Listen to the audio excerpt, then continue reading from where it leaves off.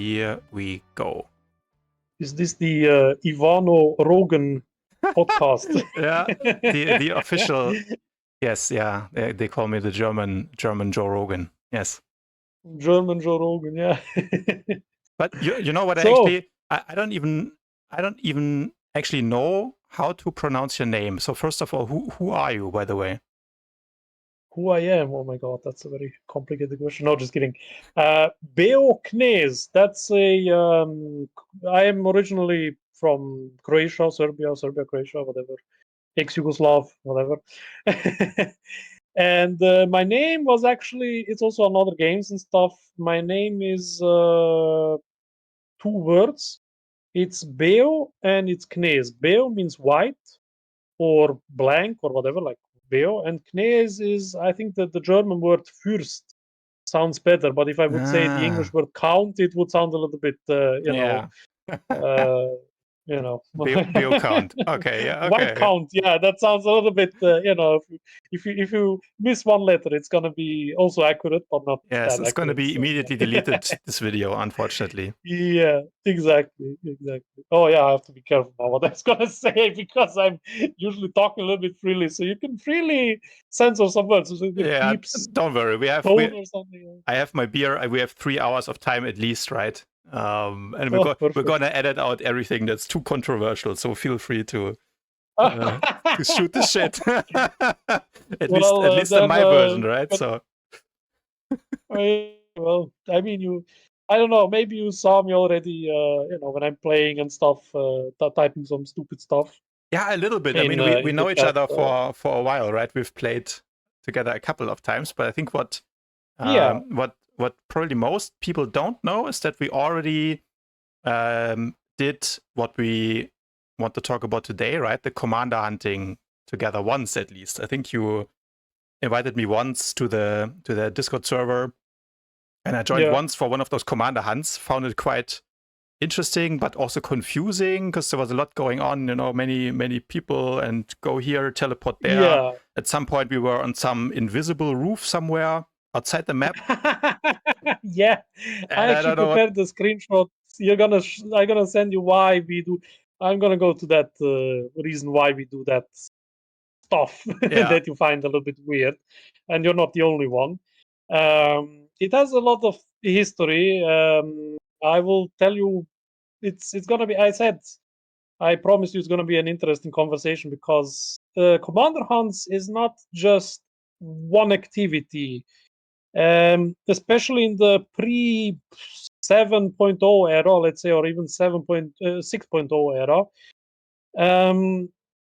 Maybe I can start with that. Like, first of all, what are commander hunts? Maybe that's important, so people get actually to understand what I'm even talking, or what we're even talking about. Commander hunts, the short version is, commander hunts are basically world bosses in PvP areas that spawn in the separate faction base. So on rep side and on imp side, you have like those special world bosses, and they drop flagship plans. And there are 2 types of flagship plans. There are the flagship encryptions, and there are the flagship frameworks, or in short, blue plans and purple plans. The blue plans being the encryptions, the purple plans being the frameworks. Yeah.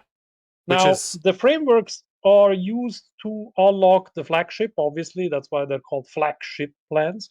However, in the past, the blue plans could also be crafted, and you could craft with the encryptions, the blue plans, certain items. For example, what they were used for were 2 things. One, to assemble 50 encryptions of the same plan, for example, 50 logistic encryptions, and you could go to the fleet, there's like a vendor, and you can transform that item into one purple logistic framework, for example. There are logistic frameworks, and then encryptions, there are command encryptions and frameworks, and there are engineering frameworks and logistics.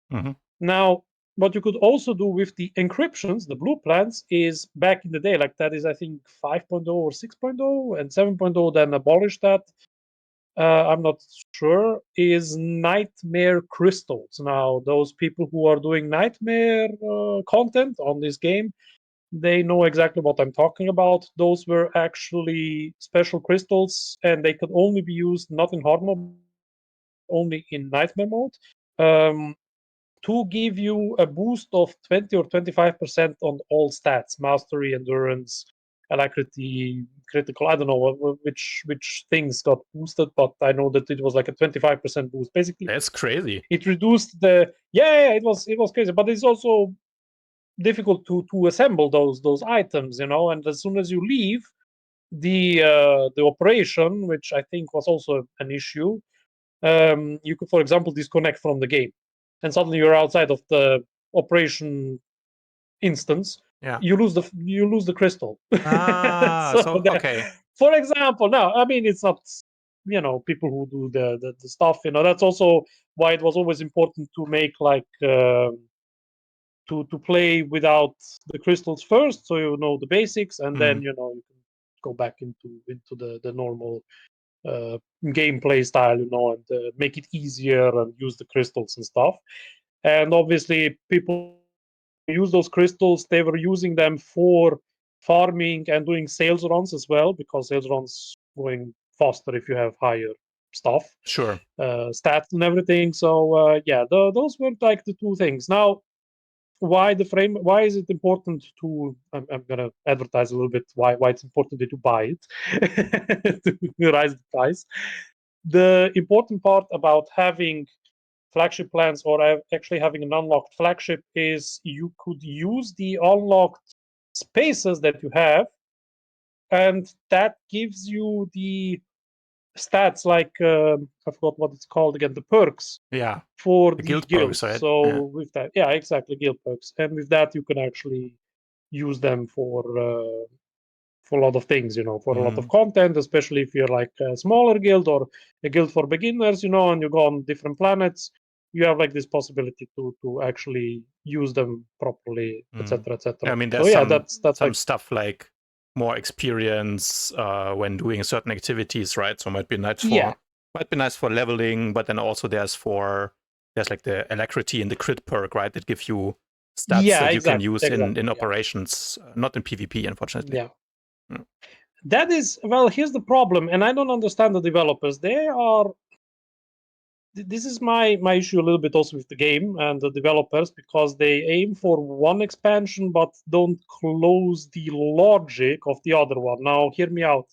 If you're in a guild, obviously there should be some perks or some benefits that you join a guild. After all, you're in an MMORPG game, so you should maximize the benefits of being a social, or pretending to be a social person in a game that is an MMORPG. Now, here's the thing: the perks, they count for story mode operations, but not for hard mode and nightmare mode operations. Mm. I don't understand why that's the case. Like, yeah, I mean, of course, it's gonna be a little bit easier, but I think it's also gonna be a little bit more fun if you have like those perks and you can use them with your flagship, guild flagship, whatever. So a little bit strange why they abolished it. And the other thing, which I also find a little bit strange why they abolished it, is the nightmare crystals, which are not part of the game anymore. I understand that the gear, according to some people that I know who do nightmares, they say that the gear is already properly high, let's say. So they say you don't need the crystals anymore. I don't know. I don't do nightmare stuff, so I'm not an expert in that. Um, However, I think it is this beneficial if they take out this market. I mean, I speak for myself, obviously, and also for my hunter community, let's call them, who also want to sell their plans fast for a high price with a high yield. So my suggestion would be also for the game developers and stuff to use them also to deconstruct them, for example, and you get some mats out of it. If it doesn't sell, a lot of possible, a little bit more flexibility. But yeah, but in short, this is what we do. This is what I did in the past for the past 5, 6, 7 years, commander hunting on a regular basis. Hmm. It's something that I enjoy to do. It's also nice to see. I mean, yes, I type a lot of stupid stuff in the chat, but I'm also a nice person. I actually enjoy when people have credits in their bank and don't have to struggle with some stupid uh, missions and whatever, or are confused and stuff like that. And also, not a lot of people, for some weird reason. I mean, in the past, it was more popular, but now nobody knows about the commander hunting because nobody. Yeah. The focus in the game has shifted from planetary expansion, like the Datacron hunting, for example. Datacron hunting. I don't know how long you play this game. How long do you play this game approximately? I don't know. I've played since launch with some breaks in between now. Okay, so you remember when the Datacrons were actually good, in the sense that when you unlocked the Datacron, you got stat bonuses because of them, permanent stat bonuses, and they actually were relevant. You remember that? Sure. Like endurance and I don't know what they had. Like there was like Yeah. willpower and power for juggernauts, and I don't know. That was like such a weird thing. And what this was basically encourage the players to explore the planets, look at it, And commander hunting was then also more popular because more people were based on planets, doing planet missions. Now everybody is doing Nefra Dash. Now everybody's doing PvP. It's a lot away from the focus of Star Wars: The Old Republic. It's a little bit an oxymoron. If you think about it, that's my problem that I have with this game. Star Wars: The Old Republic has become Nefra Dash Wars: The Old Republic, or Sure. Karagos Pass Wars: The Old Republic. The operation has taken over. While it's a good thing, I believe that planets have lost its significance, so to say. It's a little bit of a sad thing, especially that's also maybe one perspective how you can say there's a problem in the gap between new players and veteran players. There's like no middle ground, so to say. Now you can fix this gap with credits, you can fix this gap with some gearing and everything, but the gap is not like it's a gap, it's a problem a little bit. And So, I believe that my commander hunting activity and maybe some other activities that you can do helps a little bit with the planet activity. When you see planets, they're always empty. There is nobody around. There is no open world PvP, for example. You, Ivano, being a PvPer, you would, I believe, enjoy open world PvP as much as you would enjoy PvP in the PvP I instances, did. for Yeah. example. For sure. Like when there's the Gree event, for example, right? That's Yeah. used to Yeah, be a amazingly. bigger Yeah. thing, yeah, but now it's maybe only, I don't know, 3 or 4 people there sometimes at the pylon in the middle.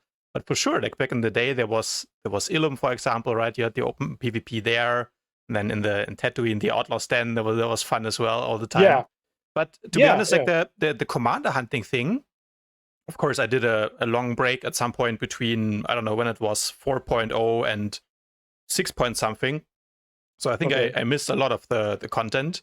And I think a Yeah. lot of players, especially the ones that start today, because it's not really communicated or promoted anywhere, don't even know the basics. Don't even know that commander hunting even exists, right? For example, I Yeah. didn't know because they probably introduced the feature at a time when I wasn't playing. And now Yeah. there's so much content in the game, right? From Galactic Starfighter over, of course, the instance PvP. You talked about all the operations, the open world stuff as well, and the planetary stuff. And then there are the chapters from the expansions, right? And there's dailies and heroics and everything. So I think Yeah. a lot of especially new players, when they come into the game, might not even know what content they can do, and that something like commander hunting even exists, right? So I get Yeah. that question all the time when I make a guide, and my channel is, of course, mostly targeted to new players, especially, recently I did a new guide, how you can gear quickly something in 4 hours and get your 340 mods, right? Which is like a good base from where to start. But then you get to a point when you have that basic gear, inevitably you come to the point where you need some credits, right? For augments and whatever else things you need, stims and Yeah. other things, but mostly augments because they are quite important. Give you a lot of stats, of course, but especially the gold ones, they can be quite pricey when you're a new player. So That's why I wanted to have a chat with you, because, you know, as I said earlier when we were chatting, I was always a quote unquote poor PvPer, right?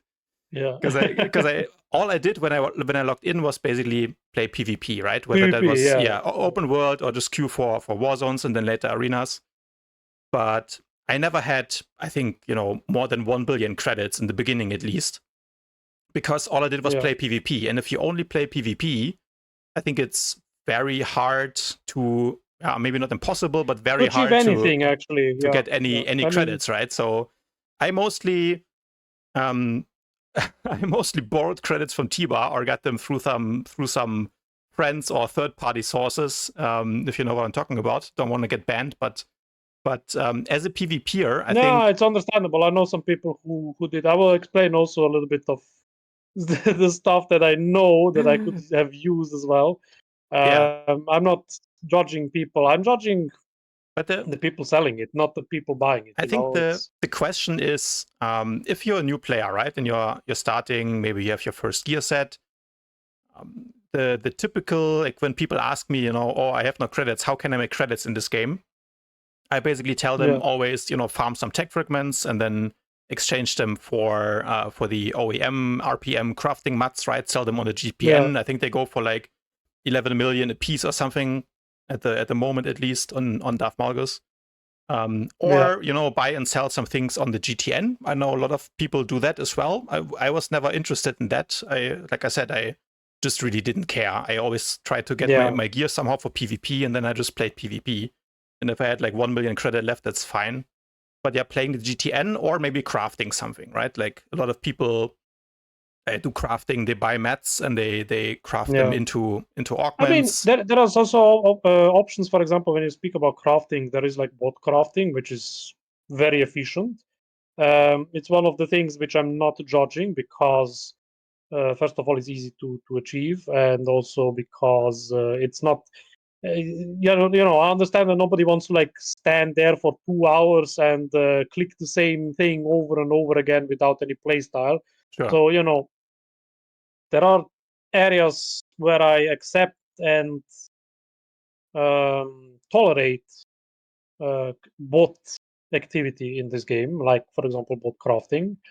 However, there are also benefits and also like pros and cons to everything like that. But yeah, it's a strange thing, you need credits to make credits in this game. You need items to be part of a community or group or activity, let's put it like that, to be able to make more credits. That's a little bit sounds a little bit strange, but I would understand that the game developers obviously designed this game to be, compared to other games, I have to give also credit where credit is due.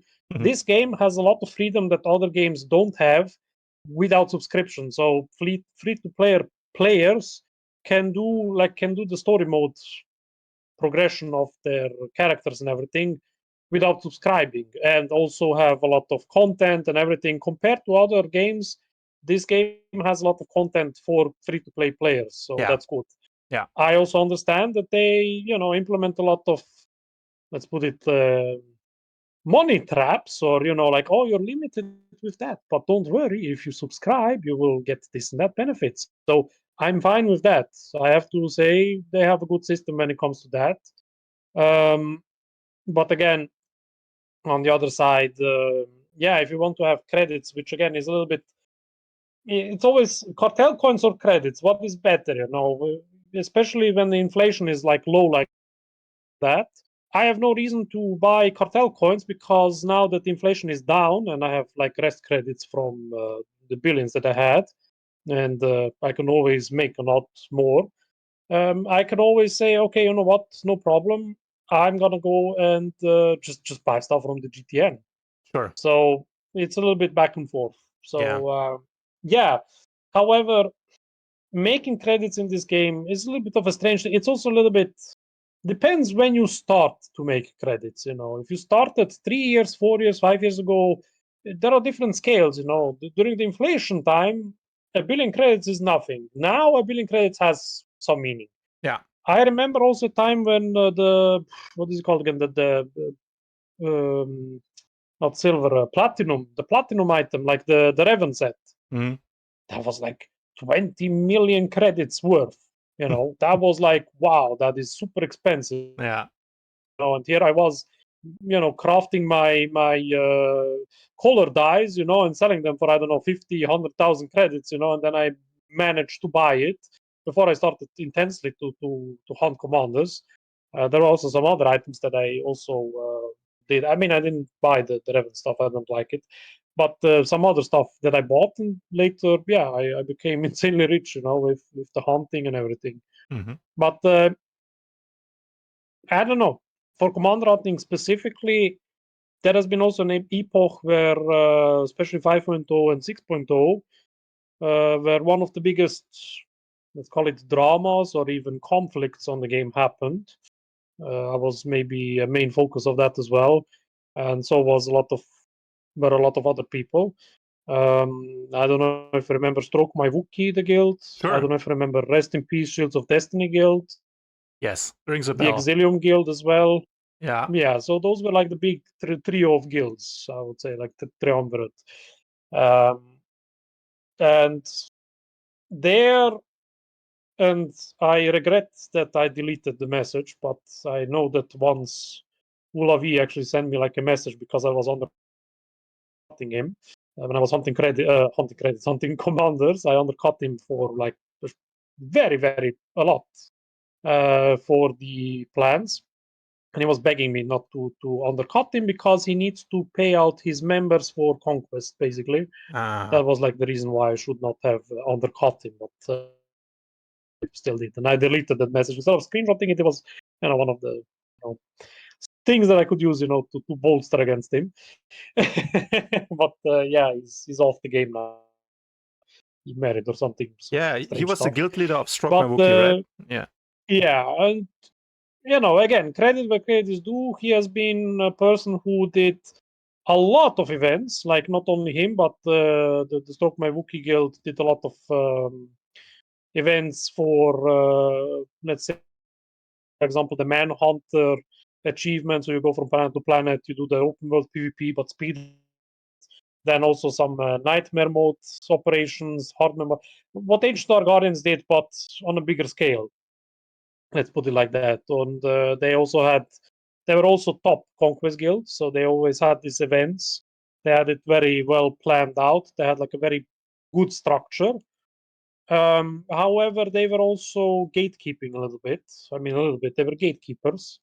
That is something that I have an issue with, which is why I never joined, compared to some people who said that whoever listens to this podcast or whatever, I never was part of Rest in Peace Shields of Destiny. I never was part of Stroke My Wookiee, and I never was part of Exilium. I was only in their discords, respectively, and got banned or kicked out again. That's it. So, yeah, those were the times. But what happened was, my point about gatekeeping is the following. Those guilds were gatekeeping in the sense that players who were also, looking for making credits, especially through commander hunts, could not do that because those guilds had dedicated groups. Now, here comes somebody like Beo who says, you know what? I'm not going to say the F word, but screw it. I'm going to make a system of hunters where everybody gets their fair share, so-called shared loot. I proposed that back in the day when I was in the Darth Malgus community Discord server.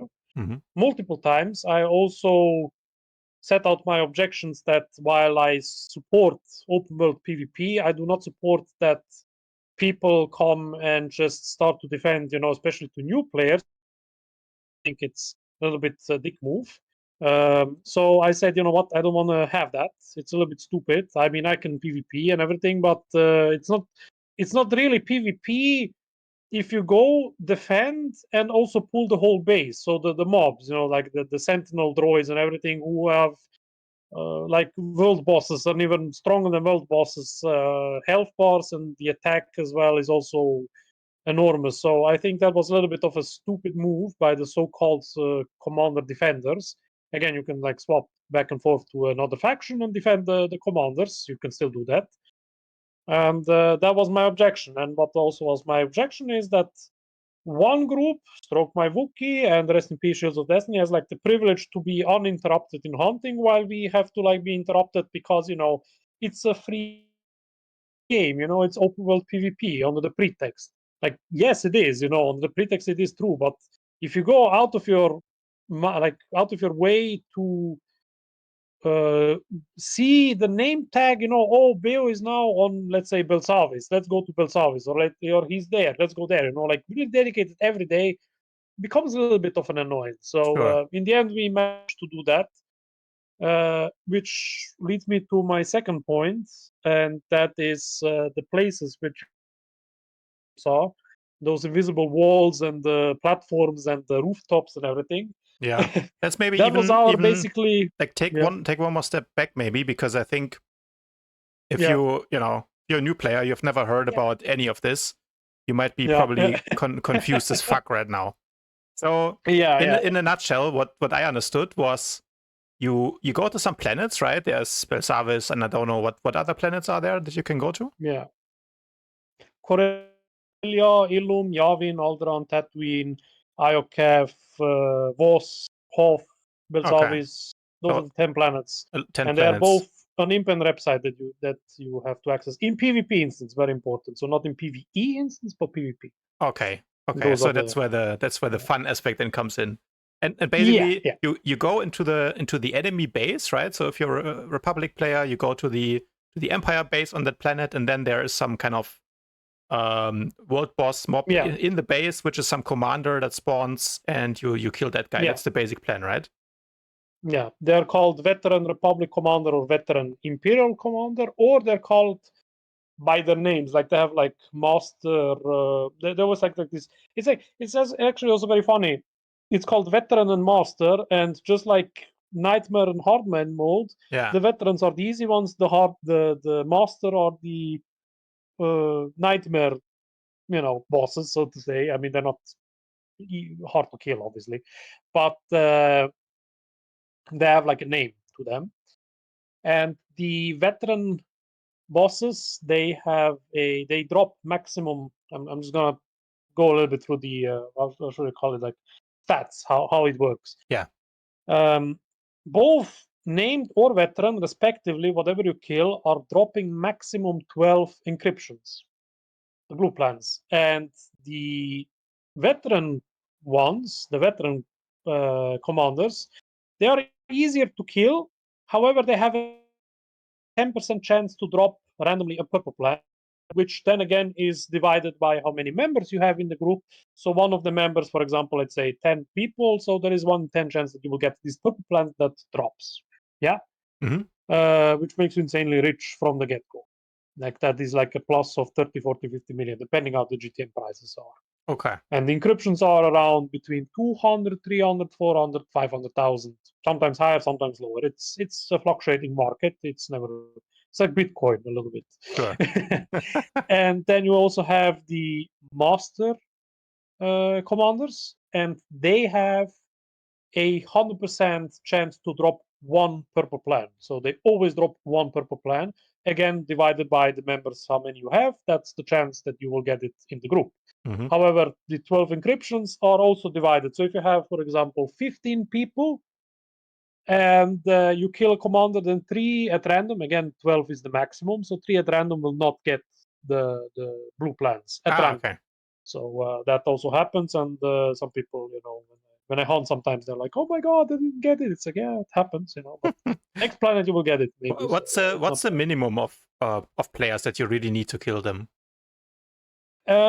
Here comes. That's a good question. It's obviously on Tatooine you can 8-man it, let's say, yeah.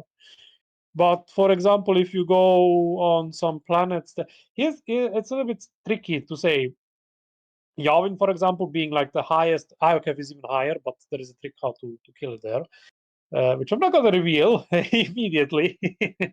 I'd rather see people joining my groups, and then I will see them like, what? How did you manage to kill it and down it 30% down in 1 second? It's like, yeah, well, there's a trick.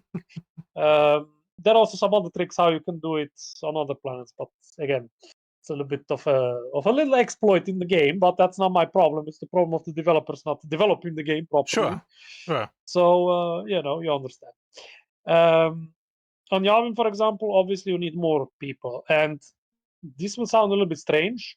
Ilum, being a higher rated planet, for example, is easier to kill than Voss. Why? And before that, Belsavis was the hardest planet to kill. Why? Because I don't know who messed it up, but the developers, and I actually wrote once several years ago, they did not scale the planet properly. Before 5.0, I think even if you were level 80, you could kill mobs like grass, like cutting grass basically. Yeah. Nothing would stop you. And then they started to scale the planets. I don't know how and what logic, why they did this. I still have a problem with that, but whatever. They scaled the planets, and was first Belsavis had this issue. Belsavis was not scaled properly, so you always needed two healers because it hit like a truck. Even with full tank gear, I was on Assassin, I was on Juggernaut. I also had some other players who were also Nim Raiders who were also doing that, and they were like, "Oh, it hits like a truck." It's like, yeah, it's not scaled properly. It's nothing you can do about it except just continue, and that's it. But it takes 12 people is the best. Why? Like around 12 people or more, because then you have the maximum output of encryptions that you can loot. Mm-hmm. Yes, you can two-man a Tatooine master commander. I did this twice, and I can tell you one thing: it is super boring. It takes very long, and you cannot use companions because the companions have except on veteran commanders. On name commanders, you cannot use veterans because they get like scared. They have like this debuff which immobilizes them totally. Okay. It's like a very funny debuff, so they're like like in panic mode. It's a very funny animation that they do, and that's what you can do. Yes, you can two-man it. I saw a lot of people who were flexing like, "Oh, but you can two-man it." It's like, yeah, you can, but if you want to waste half an hour DPSing and doing the exact same thing, I might as well go to the fleet and do the dummy parts there, and it's not rewarding, and it's Sure. I want to Boring. get done and go from one planet to the next and just loot and continue and with my day. So yeah, it's possible depending on skill, obviously. But for example, theoretically, you can two-man a Tatooine commander. It's very difficult to two-man a Yavin commander. It takes a lot of concentration. Imagine your PC freezes or something, and you do a small mistake, and then you're out. So Yeah. yes, it's also possible, but at what cost? So yeah, the more people, the better, and you also create a community. And you also have like people who join in, and you also have like a healer, TPS tank, so you can a little bit play around with that. I'm mostly tanking, so Mm-hmm. I never search for a tank, but Yeah, that would be the next question. So you usually want to have one tank, one healer, and the rest DPS? Again, depends on the planet, but here's the thing: if you have groups like me, then one tank, which is good, and one deep, like who knows how to do it. There is like also a tactic how to pull the commander. So let's talk about the tanking aspect. You have to pull the commander out of the base. What that means is you have to isolate one mob from 10 or 20 other mobs in the whole base because the whole base attacks you. So one trick is obviously, I'm going to explain it just like in you should imagine, let's put it. The best way to pull it is with a stealth toon. That's the easiest way. The toon pulls, the commander jumps on you or runs towards you or attacks you, that is, the whole base attacks you. You pop all your defenses and you wait until the commander comes to a specific spot where it is comfortable that another player dots him, but with a single target ability, not AoE under any circumstances, because then you pull the boss, Sure. like the whole base, on you instead. You do one single attack. You do one, let's say, a dot, creeping terror or whatever, on the thingy, or something else, or you taunt it. If you have another DVT like damage with taunt, or Mm-hmm. another tank, or a skank, or whatever, and he taunts it, also good, perfect. Pulls the boss away. Once the boss is fixated on the other person while the rest of the base is still hunting the puller can go, if he's an operative or a sin or shadow or scoundrel or whatever, goes into stealth and it resets the whole base except the commander, because the commander is now on the other person. That is how you isolate the commander from base. Uh-huh. A lot of good players, and I have to say, whoever is an Nim Raider, I saw more Nim Raiders making a mistake than new players, because they have the capacity to not have an ego, to just listen. I have to criticize that as well. Not all of them, obviously, but some who are like flexing with their crests of Dreadmaster. As soon as I see that, I have like shivering, nervousness, because I know that they have like, I know better than you, I know the game mechanics. No, you don't. You've just proven it. They can mess it up a lot. So I see a lot of groups who start to hunt and stuff. They do this exact mistake, and then it's like, oh, that is why you need like 8, 9, 10 players. It's like, no, you just pulled it wrong. Even with 9, 10, 20 players, if the whole base attacks you, some people will die, and it's not fun. Sure. And especially if you want to like continue to the next planet and you're still in combat and you get the summon, then it's a problem. So one tank is actually enough. The best class is Stealther to pull.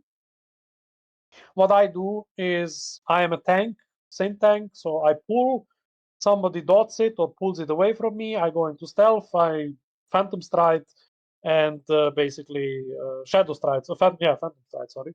Phantom Stride and attack the commander, taunt it, and then I tank it, for the rest of the whole process. Mm-hmm. One healer is in theory enough to heal if it's a good healer. Yeah. Especially because also the planets are scaled, so every healing ability that you do is much higher, percentage-wise, much higher than, for example, if some planet or some instance is not scaled. Mm-hmm. However, with such activities, oh, my computer just froze, this happened, that happened, or I died, or something happened, whatever. It's always safe to say go with 2 healers. I'd rather go with 2 mediocre healers than with 1 very good healer. Obviously, not every time, especially when I'm recruiting, sometimes, it depends on the time when you're recruiting. You also have like a problem, when you're recruiting, are the people online, or are they doing something else? Some people are doing raids or whatever, so they're busy, and Sure. then you have to do with what you have to do with what you have.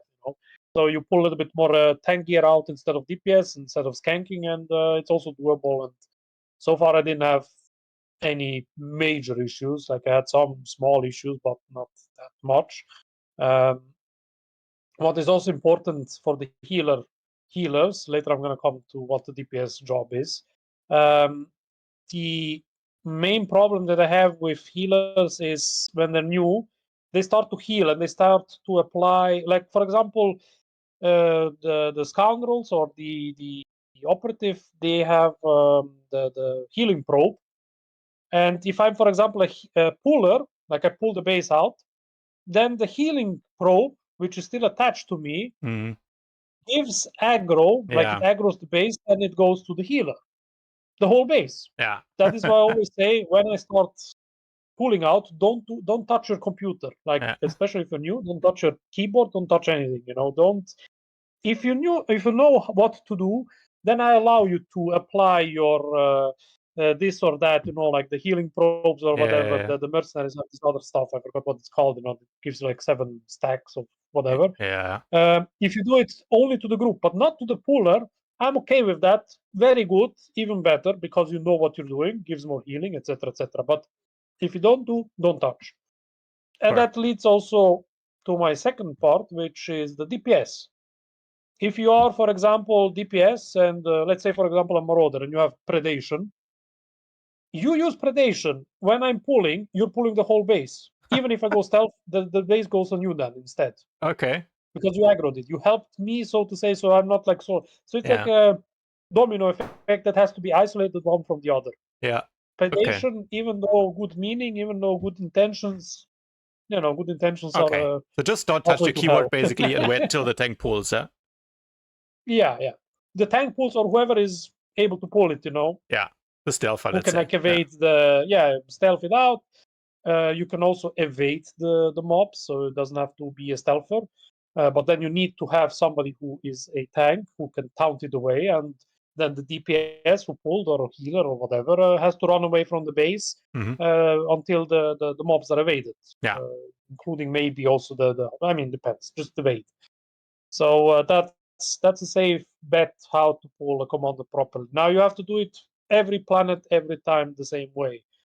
Now I do this routinely, so I pull and I stealth out, and I'm always on voice with another person, which I'm hunting with for years now. Um, she's called Donna. She's a very professional. She's a Nim Raider, whatever, and she also has all the parks and all the bases. She also has, together with me and some other players like Eddie and some other players, we also established like those special places where we summon, like the rooftops on some planets. Uh, Again, where we actually maybe took off, and you wanted to ask me something. Those areas are PvP safe. I made them so because, or I didn't make them, but I established them because they are very hard or practically impossible for one or two players to get to. It was also difficult to get a park there. We had to do some special activities. No, we did not use any fly hack abilities or bots or whatever. We did this very legally, but I'm not going to say how, because if I say how, then some PvPers might join up and start defending and write on those bots. Okay, which is also a bit just annoying. So you understand. just to explain, as a participant, right? Because I think some people might have no idea what you just talked about. So it's basically you want to find a way to pull the commander, right? And how I understand it is that you have some parked characters in some, let's say, difficult to access locations somewhere close to that base, right? Yeah. And you basically log in on that parked character, use a flagship summon, and summon the whole group to that location or something, right? And then from there you start attacking the commander. That's how it worked. Yeah, you pull him so that he jumps up there. You don't. You have to also, that's also a little bit of. We had to establish a tactic or a skill how to pull them properly. Those places which I have, they are a little bit of an exploit, but legal, because somebody actually tried to, and I know this for a fact, tried to report us because of that. Yes, it's not even a joke. Sure. I mean, it's a fun thing, but it's not a joke. We got reported by one or multiple players. However, no bans, no nothing. We accessed those places legally. However, those places have a very specific problem, and that also requires a specific way how to pull them as well, because they're very specific. This game, I'm gonna go a little bit deep dive. It's like Commander and so, but that's so easy. Yes, it is easy, but you discover some things about this game which you would not discover very easily. And my next plan maybe is I wanted to make, like with the Zapit Guild, progression run. And I wanted to experiment a little bit with the know-how that I established with command runs. Let me explain. Yeah. The game has 2 instances all the time, or multiple layers of instances, let's put it like that. There are places which are NPC friendly, so they are let's call it like that, baseline platforms where the mobs and NPCs can move around and do whatever.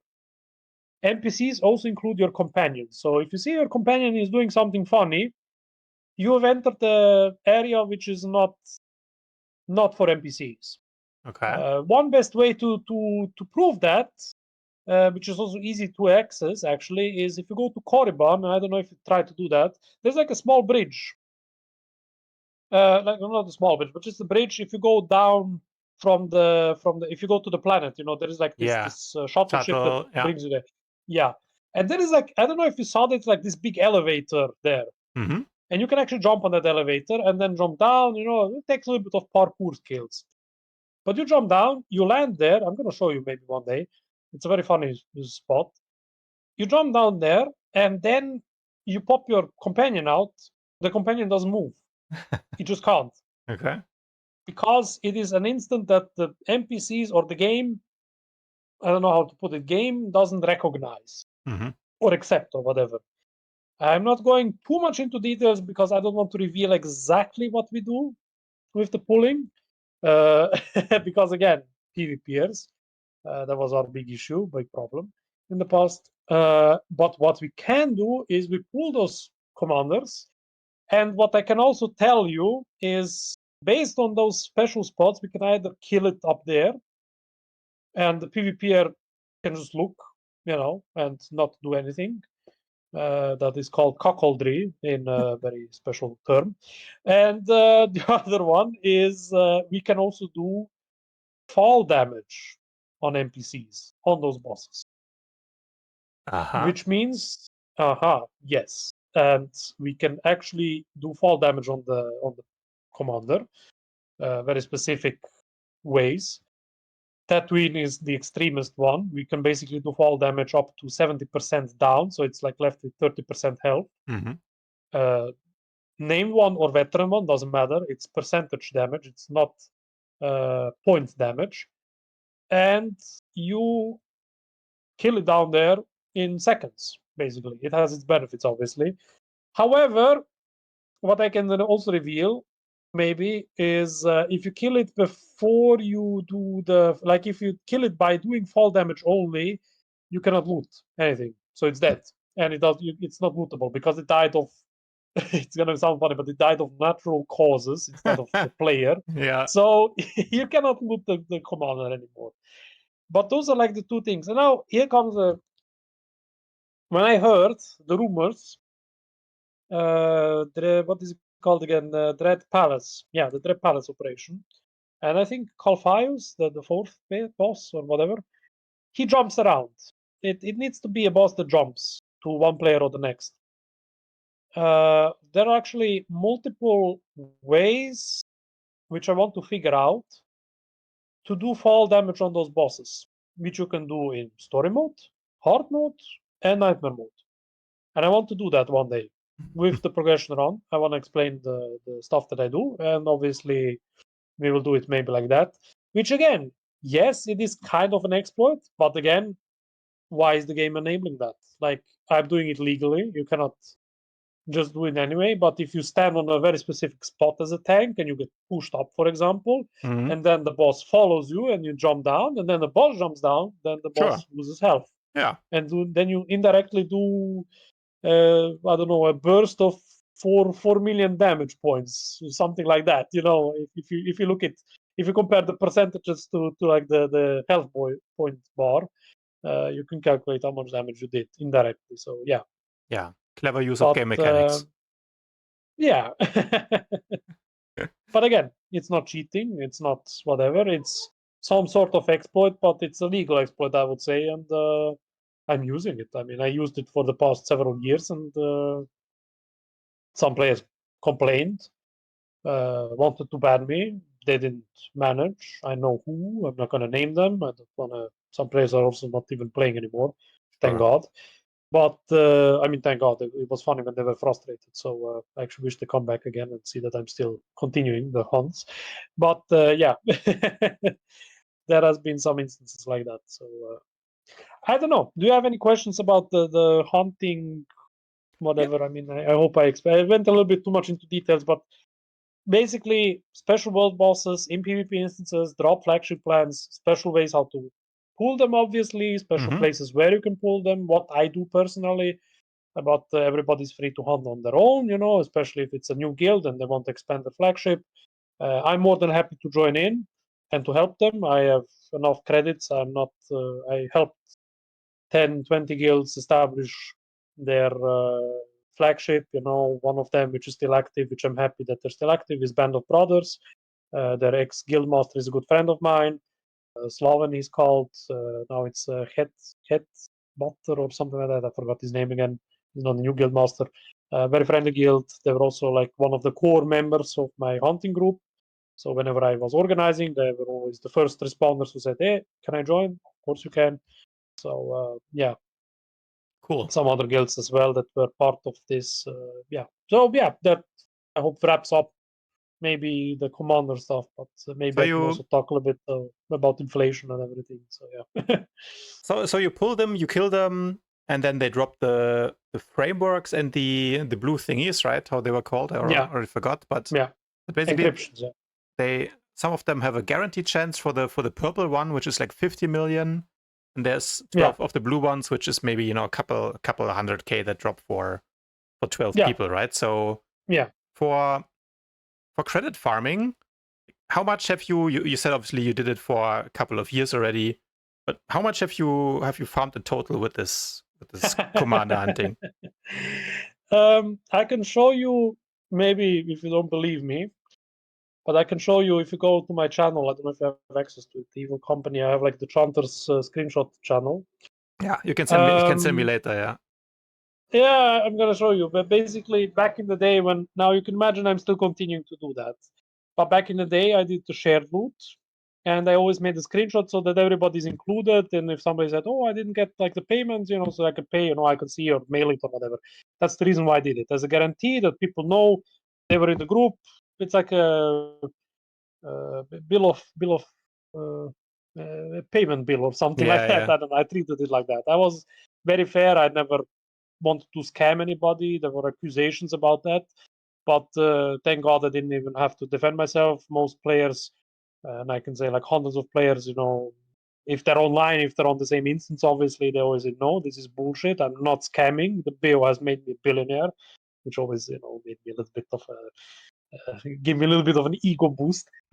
I made several calculations based on several prices that we had over the years, but I can say with certainty that we made between an overturn.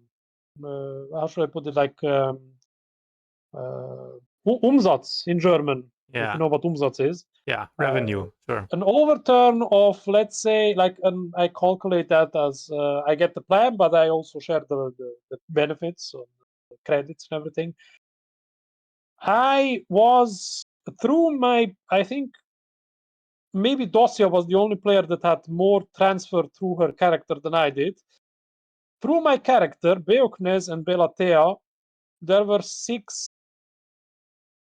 4 to 6 trillion credits that were transferred back and forth. Trillion. So 1,000 billions, basically. Yes. 1,000 billions. 6,000. Okay. 4 to 6,000. 6,000 billions. And the maximum amount of credits you can have in the legacy bank is what? 114. 114, I think. 114. 114 billions. Okay. Yeah. Billion, yeah. To the legacy bank. And above that, it just eats it. It vanishes. The credits just go away. If you put more in, it's gone. That's crazy. So, yeah. But that's all from commander farming, or also from like GTN crafting or something? No, not only, just 99% of it. Okay, so the majority anyway. Yeah, the rest is your PvP rewards that I got and other stuff. You know what? I actually wish they would add some credits to the PvP rewards. It's 99. I have to be a little bit more accurate. It's not 99. It's 99.9%. The 0.1% is the PvP awards that I got, or even less. Man, honestly, as a PvPer, like when I hear these kinds of numbers, I mean, I'm not jealous, but it's just like I'm thinking, okay, here's someone who has like 7,000 billions. I would like to have one at some point, right, from PvP, because all I do is I log in, make a group, and then queue some PvP, right? And maybe there's some PvP season that gives you like the 7th or something pirate set, and maybe some cartel coins, right, on that battle pass. But there are no credits, right? And now they added some shitty 5, what is it, the new adrenals that don't even stack with the old ones. And I'm not sure you can even sell them for credits, but basically as a PvPer, when you want to make credits, you're kind of fucked, right? There's nothing. So I was just like, at some point I was thinking that they make this, PvP seasons and battle pass. Why don't they just put as a reward, I don't know, 1 billion credits at some point there, right? So you can actually afford your augments that you need as a PvPer, right? But it's a different topic. Yeah, I mean, I understand. I mean, it's different topic maybe, but we're talking here about credit farming in the end. I believe it's maybe the topic we can, people want to maybe hear also like the issues in the game as well. I mean, I scratched a little bit the surface with it, but yeah, the one funny issue in this game is also, for example, this credit limit. While good on the surface and enabling you to subscribe, and obviously, again, the game has every right to say, you know what, we also want to get our money. We just don't want to make creative Star Wars content. The developers, they also have to eat and drink something and pay their debts and bills and everything. There are good things, good ways how to. I mean, this is my personal opinion. One way how to make the developers or the poor, what does it call again? Electronic arts employees, happy. Yeah. Very poor people, as I heard, especially when they make new games and nobody buys it. But that's another topic. And there are ways how to make a game beneficial and also like take for example World of Warcraft. Yeah, World of Warcraft. I never played World of Warcraft, but or take some other games that don't have a franchise before they have a game, but have a game and then a franchise, like the opposite direction. What do you Those mean with games that? have established World of Warcraft, if I'm not mistaken, the game came out first. Yes, there were maybe some books and lore and whatever, but the game was the primary reason Okay. why World of Warcraft became popular because before there were movies and books and stories that came out. And they were also based on the game, Sure. Witcher 3, for example, the opposite direction. The books came out first. There was like this Polish writer who wrote for his son or something like that. And, Yeah. I mean, there a were lot of the people thought, oh, Warcraft Witcher. games, right? Warcraft 1, 2, 3, and so on, Yeah. Frozen Throne, but yeah, But take, not for as popular example, as. yeah. Or Skyrim, for example. Skyrim, I believe the game came out first. Yes, there was some like background story, everything, but Skyrim was Bethesda made it. First was Oblivion, then Skyrim. I play Skyrim 5, so I don't know. I'm playing the solo stuff, and that only occasionally. But I think that the game came out first before anything came out, and later the lore became interesting. Based on those things, I believe that now it's not now it's Broadsport, but BioWare and EA, they could have used those games, Skyrim, World of Warcraft, also all those other games. They have created the baseline for MMORPGs. It was not Star Wars that made the baseline for MMORPGs. The concept of having a tank, DPS, and heal in a game is not an invention by Star Wars: The Old Republic or any other game. It's an invention by those games that I may be listed. I don't know who was first, but based on that and based on how these mechanics work, and I believe they actually took a lot of information from that, and obviously there needs to be some difference, whatever. But an overlap is not necessarily bad if the mechanics and the playstyle and everything is the same, because you have established a mechanic or whatever that works, that is proven fact, that has game success, which again is the most important factor or reference for those game developing houses or companies. Or I believe that based on that and how their subscription basis work, how their monetary basis works, I believe that they could have implemented it more like that. So more similar, maybe better, maybe say, hey, you know what, we have it this, but maybe a little bit more benefits or whatever. That is the good part. So I don't know. I don't believe that there is like, for example, a credit limit or like a coin limit, gold limit. I don't know. I never played World of Warcraft, but they also have like coins or some currency there. Yeah. I believe that there is like a limit to that, or if there is, it's high enough. For example, Hmm. also one reason, why I'm saying that. Imagine this: I am like you, for example. I don't want to join command runs. I'm not happy with the PvP credit rewards, but I am a subscriber. However, I have a lot of cartel coins, or I'm able to buy a lot of cartel coins. But considering that I always have everything that I need, I want to sell it on the GTN. Mm-hmm. Now, what makes it attractive to sell something on the GTN is obviously to buy an item with the cartel coins that you buy with real money and sell it on GTN. And you have a bigger pool of people who want to buy it. So you can upscale your price, and the price is actually not an inflation, it is actually a deflation because the worth of the item itself is higher. So you have to earn more credits and whatever. And by earning more credits, you have to establish some sort of a subscription basis that enables you to do certain activities that makes more credits. So you fix two problems at once. Those who buy items from the cartel market, who have then a higher incentive to sell something, and also for those people who have no credit limit, but again have to be subscribed to get faster credits in a certain way. Mm-hmm. So it is not limitless, but it's again a good way. And that's maybe one gapping hole that maybe the developers could have used to say, you know what, we make it like better, like a system like that, and then we also have a higher, pool of people buying the game or subscribing to the game, while the players have a higher pool of credits and no limits and stuff like that. So maybe that's my opinion how I would, as a developer or chief or whatever there, Yeah. I would maybe develop it in that way. I would like really analyze the economics of the whole game, not just like pull it out and say, there's like a credit limit, but if you're a subscriber, because by doing that, yes, you then force people to subscribe to have no credit limit, but then you block other players who use cartel coins, also the second currency or the first currency actually, that is more worth however you turn it around, to use it to buy stuff, to resell it, to whatever. So maybe I believe the potential there is higher than the current system that we have. So yeah.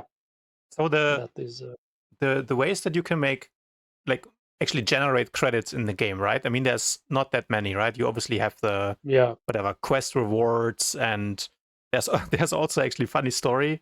Back in the day on the German server, I don't know how many years that is ago now, but many years ago, I used to be in a guild where you had to pay, let's say, like a guild tax or a membership fee, right? So everyone in that guild had to pay. Yeah, it's kind of the opposite of what you have nowadays, right? Nowadays, if you get conquest points for some of the bigger guilds, they will pay you for farming that. But back then, it was the other way around, right? It was a mostly PvP guild, and to be a member of that, elite club, you needed to pay. I have no idea how much it was, right? It was, I don't know, let's say it was 1 million per week or per month, all right? And then at some point, the people in that guild basically tried to figure out, like, okay, what's the best way to farm credits, because I need to pay my guild tax next week, right?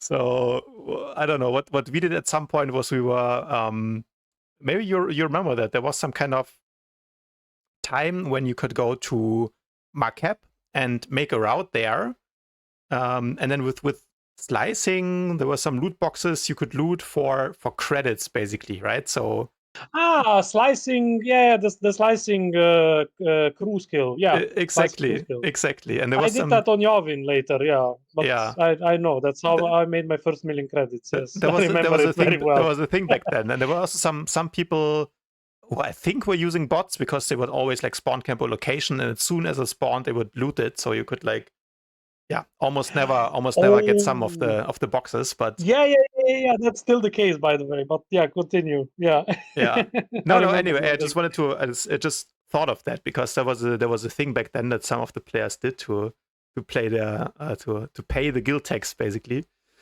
and that's one of the ways, but not the most fun way, right? I mean, if you're a PvPer, wasn't really interesting. So I guess at some point we told the guild leader, look, we're not going to pay your fucking tax anymore. We're just going to leave the guild, or you can, let us play without the tax. And then he said, yeah, okay, fuck it. I farmed the chests myself. So you make your own guild with cocaine and hookers. That's what you told. Yeah, basically. And then later we left anyway, because there were some other issues, and then started our own little guild. But but that was the credit farming back then. Always like making the round with those chests on Marquette. and trying to slice them on spawn to get, I don't know, it wasn't many credits, but back then, that's also the thing I wanted to talk about. Back then, everything was like way cheaper, right? You mentioned already like the Revan set for, I don't know, 20 million, which nowadays you don't even get maybe one gold augment for that, right? And back then there was, one of the most expensive cartel market item or something. And then when I came back, all of a sudden, I mean, like I said, I never had many credits in this game, but I had some in my legacy bank. But all of a sudden, when you felt poorer than before. Exactly, I was before I was poor. Now I was fucking starving somewhere in a dumpster in Africa, poor. So really poor. And by the way, I don't want to insult you. It's because I know a lot of players who just like you returned after a long way, and then they said, "Oh my god, I'm poor, whatever," and especially in my hunting groups, it's like, can we do command? Like they beg me, like, can we do command runs? I need credits. Like, yeah, sure, please. I mean, whatever, benefit for me, benefit for you. There was when I started again, which was in 6.2, 6.3. So somehow at the end of the last expansion, right? And everything was super expensive. Back then the augments were the same as today.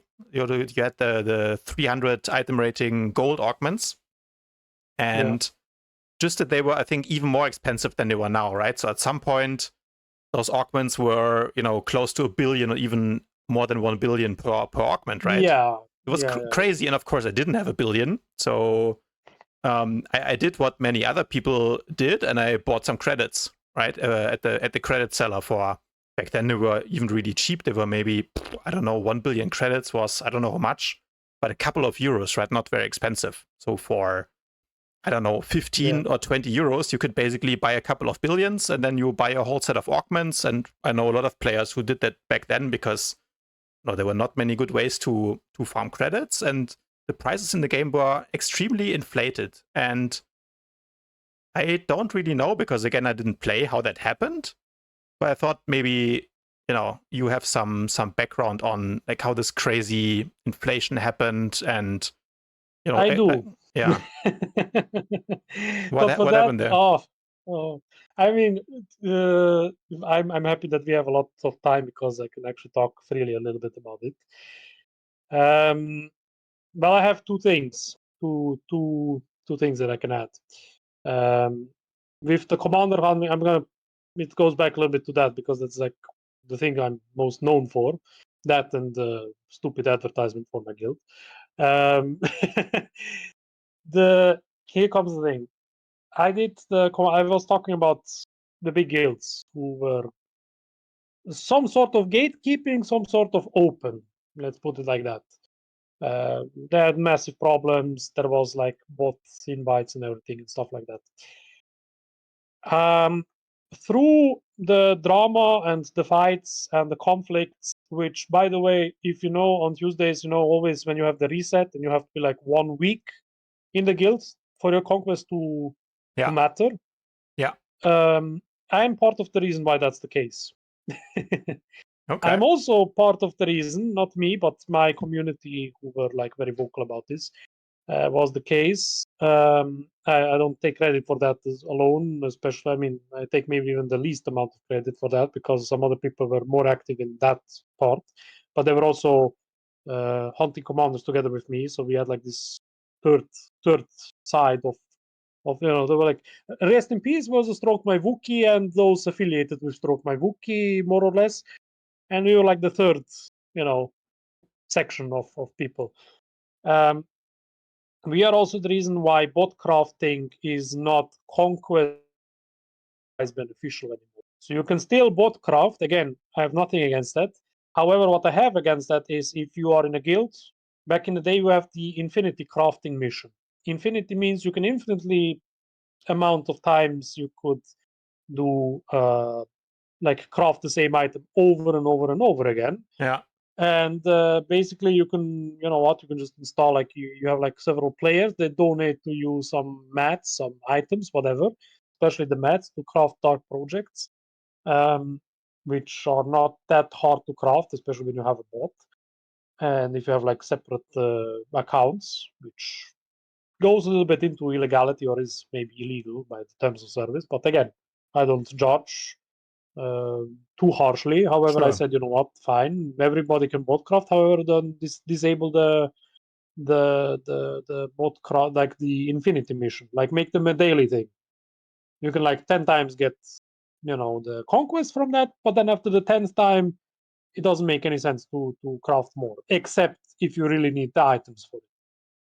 Oh my god, I mean, the forums were full of complaints when we suggested that. There were also some makeshift complaints about some, and I quote you, quote that guy, something like along the way of, oh, my guild is a small guild, you know, and the only way how we can do conquest is by doing, you know, the bot crafting. And I'm like, yeah, Okay. that's why small guilds use small yield and big guilds use big yield. You know, that's the reason why they use big yield. If you want big yield, then join with an alternative character and join this big guild. You know, I mean, what's the issue? You know, so, and I believe strongly that that person who wrote that is a fake character who was actually from one of the big guilds who were making stupid excuses. You know, like, oh, we're a Sure. family guild. You know, my family. It's like, Jesus, man, I mean, this is stupid. You know, especially when I saw that it's from Darth Malgus, not from some other server. I was like, aha, I know who you are. So yeah. Very Um, competitive, huh? The conquest thing. Very Yeah, competitive. it was one of the biggest conflicts that we had. You can imagine the open world PvP was basically me and 3, 4, 5 other players defending commanders or hunting commanders versus 60 players on the other side. I made Okay. some videos from that. My PC, I didn't have a PC back then. I had like a MacBook Pro, Retina display or something like that. So it was not optimized for the game, obviously, and I didn't do much content on based on that, but I have a plethora of screenshots of the conflict where you just see like 40, 50, 60 players, you know, just stacked together, and you just cleave and you go on the sniper, and you run out of energy because you cannot shoot the people down, so you need backup. It's just impossible, you know, Yeah. even if you pull the mobs and stuff. So yeah, that is. Here's the thing. Rest in peace, Shields of Destiny achieved their high conquest yield based on the fact that they were ninja inviting new players. And that was during the time when there was no weekly limit that you have to be in a guild before the conquest counts for the guild as well. So it counts for you personally, but it doesn't count for the guild. And Stroke by Wookie did the opposite problem, which is they had established players, but what they did was they used bot crafting. So what you had was 300 players in Shields of Destiny, rest in peace, who were doing conquest, and they did like, I don't know. I mean, when I see Jenserai flexing with his conquest, I'm like, dude, you have no idea, man.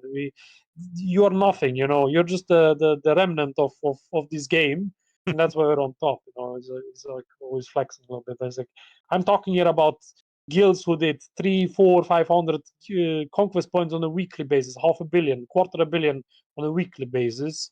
That was competition when you had 300, 400 players online in one guild doing conquest and just conquest.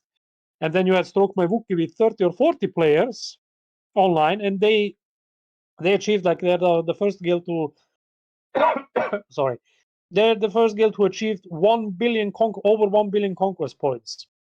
That's 1 billion crazy. conquest points. How do you achieve that? That's insane.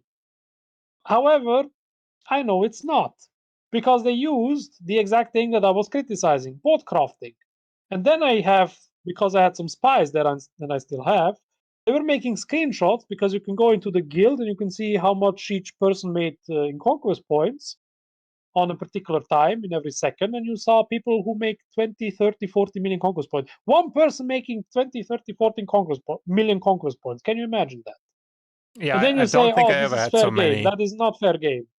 But how does So, the conquest and the bot crafting lead to inflation?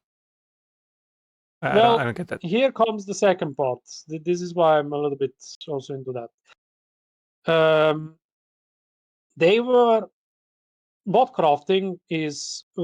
I don't know if you noticed something very special, but do you remember Dosia?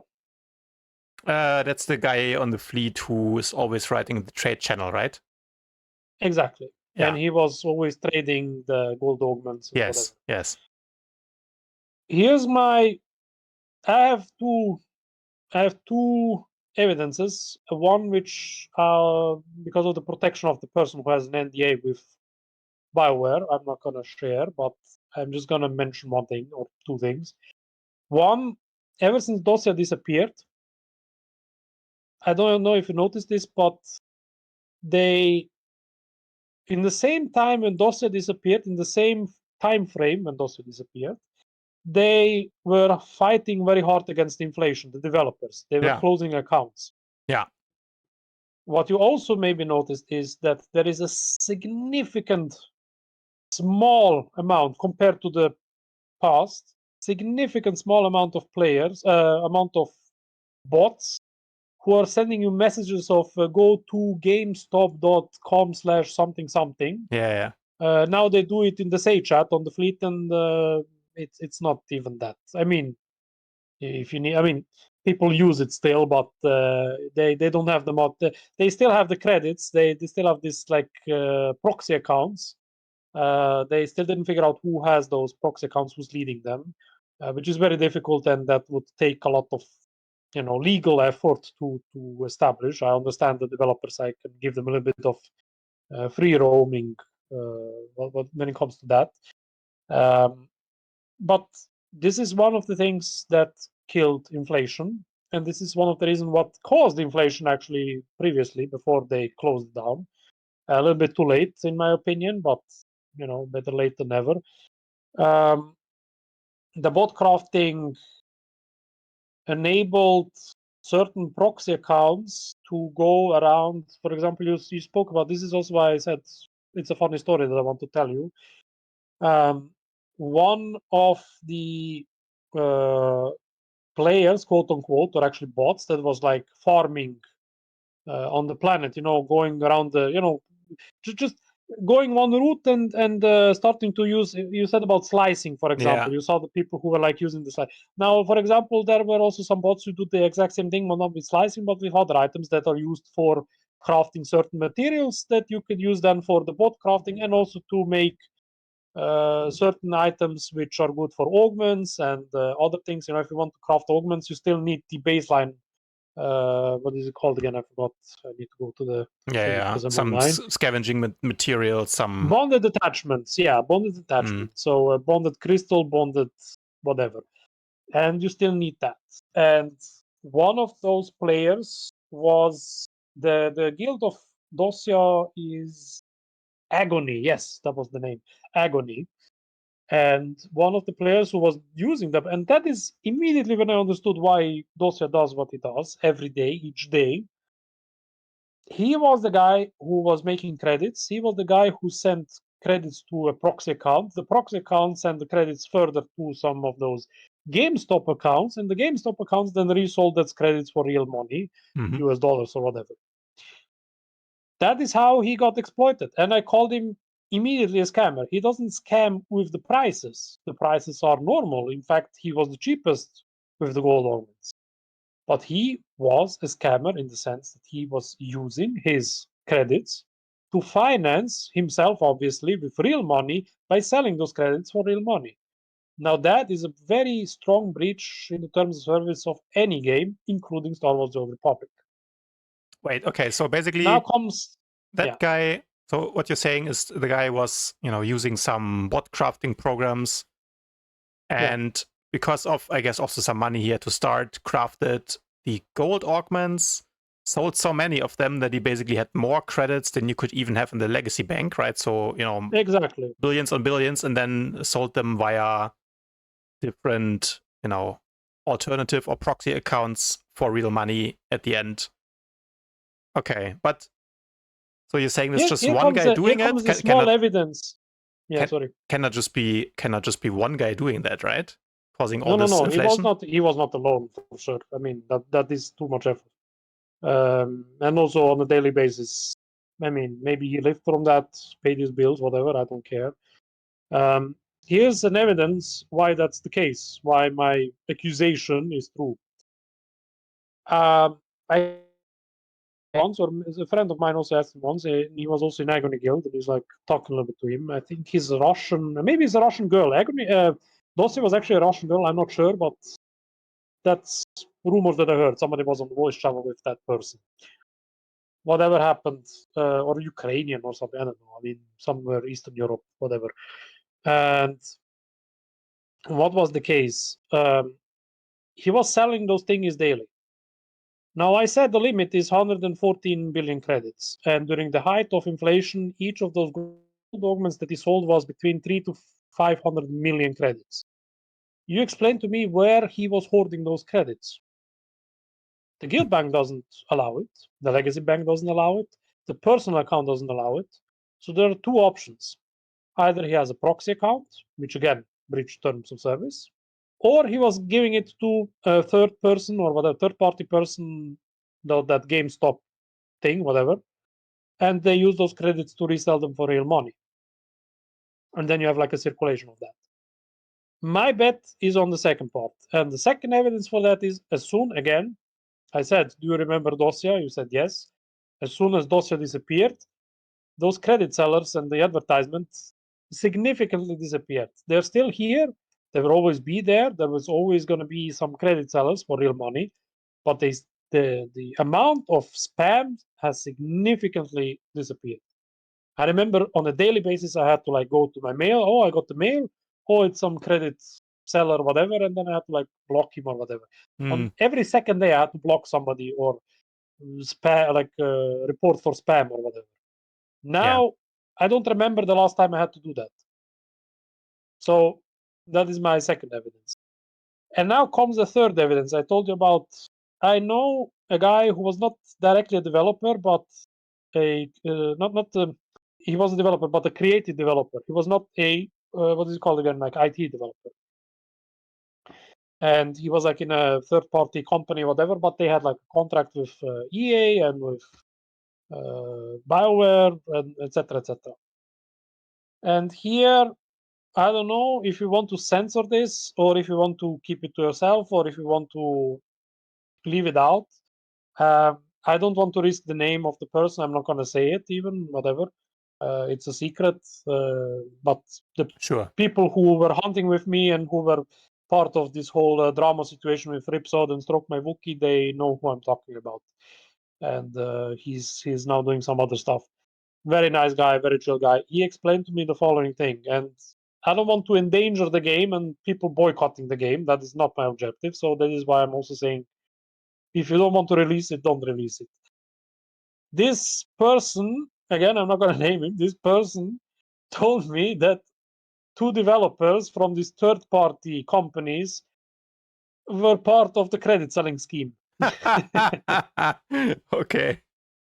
Take my word for it. Believe it, don't believe it, your choice. But I fully believe it, and I saw some crazy shit. Yes, so again, because of this whole drama where the developers had to like, again, I said I am one of the reasons why, or one person of many who are the reason why you have the no more infinity crafting, and also why you have like the other stuff, which is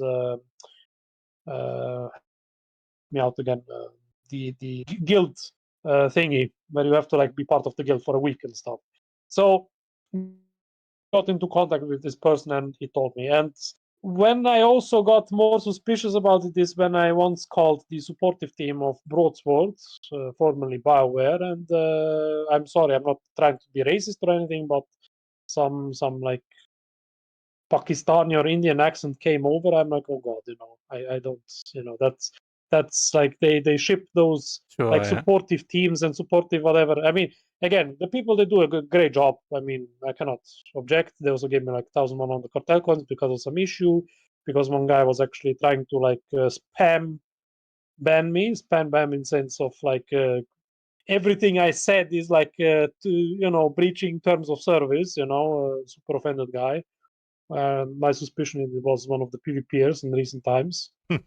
Because only I played this game for 10 years, and only in the past 2-3 months I got so many spam bans. I was like, what is going on? So I called the supportive team, and then they apologized and said, oh, yes, we actually noticed that you were banned for no reason, and we're gonna lift the ban. And I already thought like, oh, we're gonna get permaban now. But now everything is fine. I'm again typing my stupid guild advertisement, and it's total silence. So I think that is resolved. And yes, it was some Indian people. He asked me for my birth of date, and he said, "Give me your birth of date." I'm like, "What? Give me your birth of date? What?" I was like, "What? Can you slowly tell me what you want from me?" He's like, "Birth of date." Ah, birth of date. Thank you. Okay. Yeah, that's fast. So yeah, I was like a lot of language barriers there, but in the end we understood each other, and then I started to joke a little bit, and he asked where I live. I said I live in Switzerland, and how is the weather there? I said it's terrible, it's annoying, it's expensive, etc., etc. So yeah. Yeah, But Switzerland for sure has the real life inflation, huh?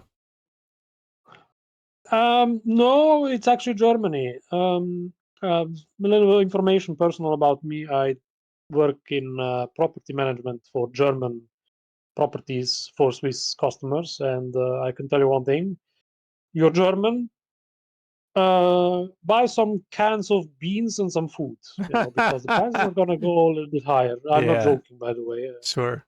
I have the information that I have are from banks, not from pulled out of my ass. I would put it. So yeah, believe me. But It's not Switzerland is good. so much more expensive compared to Germany still, right? I mean, Not anymore. not anymore. Not anymore. Are you sure about that? That's what I'm saying. Not Okay. anymore. Yes, I am. Again, when I'm dealing with property, you have to also deal with the prices around what makes a property attractive. Is it just the property? No, it's the surrounding. It's are the shops there? How are the working conditions there? How is the transportation infrastructure? If you want to make a family, are there Sure. any kindergartens and schools around, etc., etc.? How much does it cost? How much are the regional costs? Whatever. So you have like a massive analysis. You're not selling property, you're selling the place, and the property is only the thing that you sold in the end, but you sell a story. And yeah, you have to like paint it green and shiny and blank and whatever, but in the end you also have to, I mean, that's marketing. What can I say? I'm not defending it, I'm just explaining it. Sure. And So yeah. let's get back to the game maybe, because Yeah. the You want to? inflation in the Yeah. inflation thingy, right? Like, Yeah. whatever reason, some people made too many credits and sold some credits off, so it was easy for other players basically to get credits, right? Which caused this inflation, let's say. But Yeah. then in, I don't know how long ago it was, maybe like half a year, BioWare or Broadsword now, I guess, they did a lot of things to get rid of, Yeah. like, combat some of the inflation, right? Like they banned some people you talked about already, whatever this guy, maybe they banned some other bots or credit sellers. Certainly And they did. Yeah. and since then, I think all the prices maybe dropped by even crazy amounts, right? Like the augments, for example. Yeah, 80-90% even. Yeah. Yeah, exactly. Everything is 80% cheaper.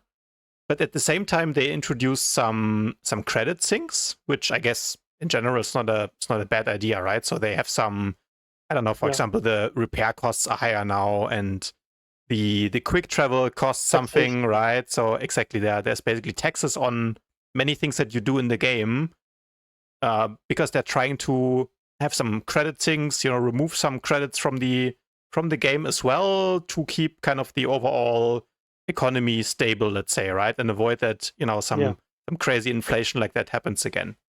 But I mean, again, I'm not a banker or a big economy expert, right? But at the end of the day, it's a question of supply and demand, right? Like how easy is it to make credits on the one side, right? Through like slicing or the commander hunting that you talked about, and on the other hand is, what can you use the credits for? So, what do you need credits for? Of course, if you are doing a lot of operations, you're gonna have like repair costs or something like this.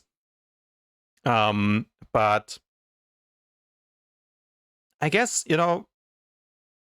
for me at least, it was like a bit weird, some of the ways that they put the credit sinks in the game, because for example, I tried to do some giveaways sometimes, right, where, I don't know, we had some live streams, we wanted to gift some augments to some players, but now what they do with the trading, for example, is that you if you trade a player, so you don't sell something on the GTN, you just go to someone and trade them, right? You, for example, want to give them a gift, let's say, then they will take a tax from you, which is basically, equivalent to what the item is worth on the GTN. So, you have a huge credit sink when you directly trade with the player, which I guess is what they wanted to do to kind of circumvent, people going around the GTN, right? Because on the GTN, you put an item up, you sell it, and then you have some fee, which also is a credit sink, basically, right? So yeah, I mean, for me, that's a bit annoying, but of course, I understand. Like, most people in this the game are background not. maybe. Most people in this game are not content creators, right? They don't want to do giveaways. So I guess it makes sense that the developer put some kind of credit sinks in the game. But why do you think they did it like this? I mean, why not put some? I don't know. They could put some more attractive item sets in the game that you can buy only with credits, right, or something like this. To have credit sinks that are different, instead of what they did, right? Which is like repair costs. I don't know. The other day I leveled some character to 80 for my gearing guide, and I think I had repair costs of like 400k when at the time, because it was a new character, I only had 500k credits or something. So I thought, okay, what the fuck? That's if I was a new player, let's say, and this was my first character on my only account, I would be kind of pissed now, right? Like all my credits are gone just for repairs. So yeah, I don't know. What do you think about that? I have two things. I mean, again, this comes back to the whole Botcrafting and those players who were exploiting the game. And I'll also maybe mention two exploits before I answer the question. But what was also this now came to my mind. There were two exploits in the game. One, actually, there were multiple exploits, but one, the two that were actually the biggest problem was the black and black dice when they first came out, or I don't know when they came out, but the first time they came out, that was years and years back. And even back then, like today, they are like one of the most expensive or the most expensive die item, whatever. And what the players did was they used you when you buy something from the cartel market, you have like this this way of refund. You can refund your item that you bought from the cartel market. There was a small there was a small glitch in this cartel market item with the black and black dice. And what happened was, and I know 3 players, and they're all professional PvPers, but they're not online anymore for some reason. They stopped playing because they achieved total richness and everything and just disappeared, vanished, whatever. They exploited that, and they have like a full, can you imagine, like a full legacy bank and characters full with like the whole inventory with black and black dice. That's what they have. Yeah. Still have. Like, no joke, that's what they have. However, that's not a credit making, because you still have to sell those things, and you still, you're not selling that all at once, because then you're like lowering the prices, inflation, whatever. There is another exploit that happened, or one of many. That was 3-4 years ago, pre-corona time. Because 3 years, that's still corona time. So it's like yesterday it was, and boom, it's like 5 years now passed. So yeah, it's more than 5 years. The VOS chair. Did you hear of that exploit? Maybe some people used it. The exploits who are on your server, maybe not. The same with the cartel, like the black and black dice. The VOS chair you could buy, and then you could sell it to the vendor, but it doesn't sell. So you click sell all the time, and you get back, I don't know, for every chair that you have, you get like, this is the decoration. You get like, I don't know how much it was worth on the normal vendor, like on the in-game vendor, like 10, 20,000 credits. Now you can imagine every second you make like, I don't know, 2-3 million. Because you buy 9,999 of those, like this is the max amount of chairs that you can buy, or decorations, and then there's like this is like the limit. then you can imagine you sell that, you buy and sell, and then you make $1 million or $2 million every second. And then you can imagine on top of that some people use bots who are faster than, you can pop all your alacrity buffs and you're still slower than a bot. There was also one joke, it's like, can you, like, if you pop like alacrity boost, does it give, the gift giving to companions, if you use alacrity, do you give gifts faster? It's like, no, it doesn't. This is a joke question, but still funny. They use that and they made like billions of credits based on that. So those are like some exploits that the game has, and that also this benefited, how should I put it, like normal, decent, tax-paying players, of society, who are, left aside, while other people who are using those exploits are making credits. Now, back to your question, maybe connected to that is, I understand, considering all those things, considering what I told you so far, and maybe there are maybe double or triple or 10 times the amount of problems that I don't even mention because I don't know them myself, But I'm sure that some other people have other shocking stories about the whole game. In the end of the day, it's a big, big game, and so everything happens. I understand why they implemented the taxing system that they did. What I, however, have an issue with is in-game, like items that you earned. Take, for example, those flagship plans that you now have to pay taxes for that. I do not understand that. I understand that you get taxed for giving somebody money, so you pay a tax on that. But other than that, I think that is not a good idea. Yes, there is still this loophole where you can join a guild, but now it's not like limited to 1 day, but you have to be part for like 1 month until the in-game system accepts you as part of the whatever.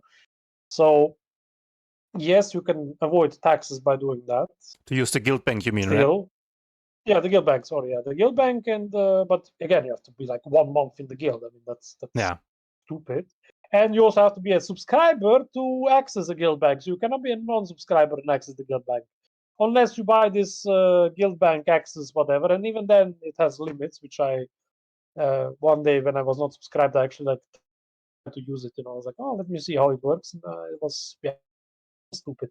But basically, I understand, considering what happens. Yes, the taxation system has its benefits. It prevents people from using. I mean, it discourages people from buying credits a little bit, but not that much. I don't believe it's that encouraging or discouraging. But on the other hand, also it gives. It's also a problem, in my opinion, because you're taxing now players who have nothing to do. You're taxing, like, let's take, for example, the following thing. There is an item, because the taxation is based on the GTN. It's not a base tax that you have to pay, like 8% of any item. It's based on the GTN prices. I mean, it's a little bit controversial, because imagine you're now together with, you're doing some operation, or you're doing, I don't know, something else.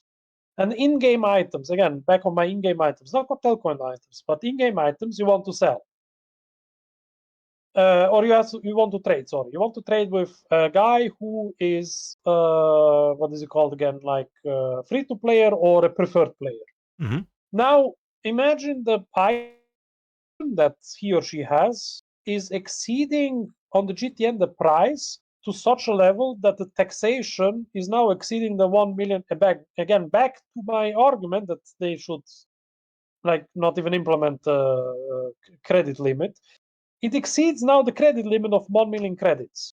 Now, what do? Do you wait now until the prices drop? Do you now fake it? Do you now put it on GTN to make? I mean, it's stupid. It doesn't make much sense. Again, okay, the solution is you put it on GTN, but then you have to put it on a small amount on GTN, and then you have to do it the exact second so that nobody else actually comes to the GTN and happens to buy, like grab it from you, because you actually plan to give it to somebody else, for free. So it's stupid. It's I don't know.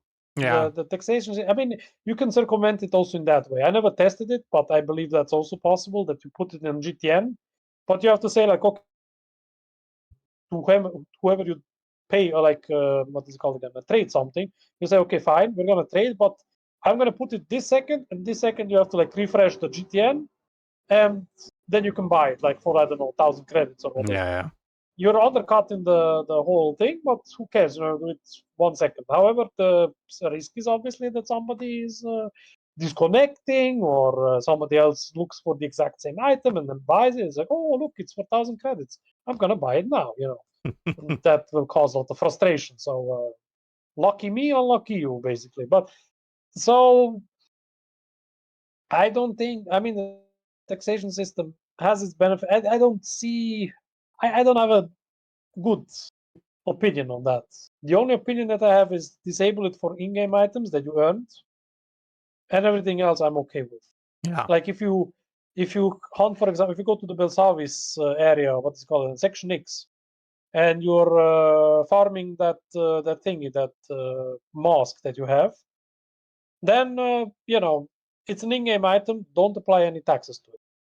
If it's another item, whatever it is, again, in-game item like frameworks, or maybe some mats, or some what is it called again, those crafting items, except on GTN I would not implement any, like if it's a person-to-person trade, I would not implement any tax on that, for Yeah. example. So I mean, that's my opinion on that. I understand why they do it, right? Because they want to avoid that people simply ignore the GTN and trade some items, you know, that way, kind of, because it's supposed to be a credit thing. That makes sense, I guess. But for me, it's just a bit annoying because sometimes, you know, when you want to, I don't know, even let's say you're in a guild now, you need to wait 1 month, right? But you want to help a new player, for example, give them some augments, or maybe help them with credits or whatever, right? And now you need to pay taxes on all that, and they're not even that cheap. So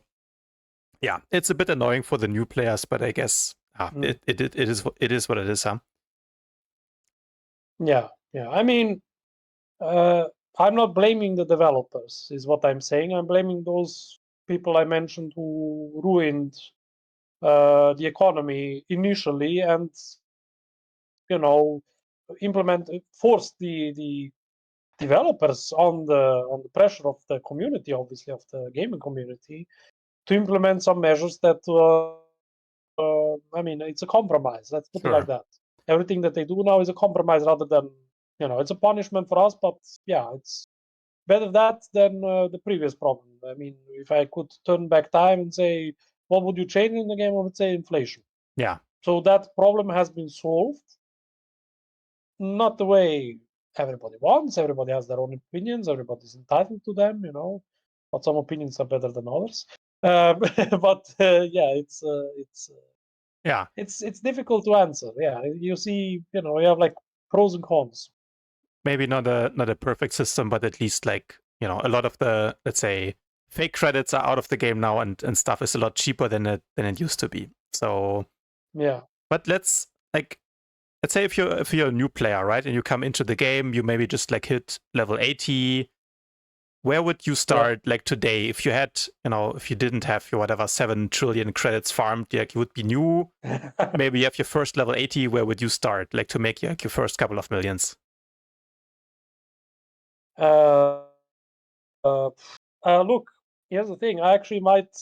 Funny that you ask. I actually also invite people who are not level 80 but level 70. Okay. Or level 60. Although I prefer if they're higher level, because they won't die on those higher level planets. Take for example Ioka for Yavin. I invite them to start hunting with us and making credits, making big buck.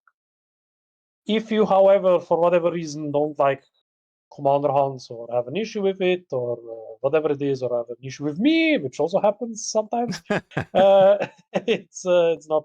I'm not unfamiliar with that complaint. No, but jokes aside, if whatever it's a reason that you're not doing that, or it's also, for example, it's not the respawn also 4 hours, and if it's like a name commander, it's like 6 hours shield. And if you don't control this planet, then you cannot drop the shield. also depends what faction you're up. So Insight can only drop Jedis and vice versa. So it's also a little bit a time management issue with commander hunting. Time management problem or whatever. Difficult to say, actually. Difficult to say. Missions that drop certain items which you could sell, except maybe that. But then again, you have to be subscriber, but it doesn't make much sense if you're not subscriber to make credits. Yeah, yeah. I mean, I think the system that we are in. Yeah, let's put the subscription operation. Oh, I don't know. Sale rounds, I guess, with operations, but even that is like that kind of. It's in that amount, in that short amount, there is no other option. Thinking hard. I don't know. Maybe some of your viewers have an idea, but this is like compared to sale runs. Commander hunting is the most beneficial and fastest way to make credits. Big amounts of credits in the fastest way amount, even faster than sale runs. I think it's the most beneficial thing to do currently, and the only thing that is not subscription based. Because for operations you need subscription. For everything else you need subscription. For that you don't need it. You just get the plans. They land in your inventory, and once you get subscription, you can sell them months later. Or years later. It doesn't matter. Sure, but I mean, if you're not a subscriber, you're limited to only 1 million credits or something like this, right? So let's assume you are crafting, maybe. Yeah, crafting maybe is that's maybe the only, like I take for example die crafting. Let's put it like that. I craft dies. Yeah. White and white dies, for example, because I make special outfits. You maybe saw them. Wait, you can craft white and white dies? White and white gray dies. I don't know if you're online, but I can link them. Yeah, it's I'm almost not, like white and white dies. I'm not buying white and white dies.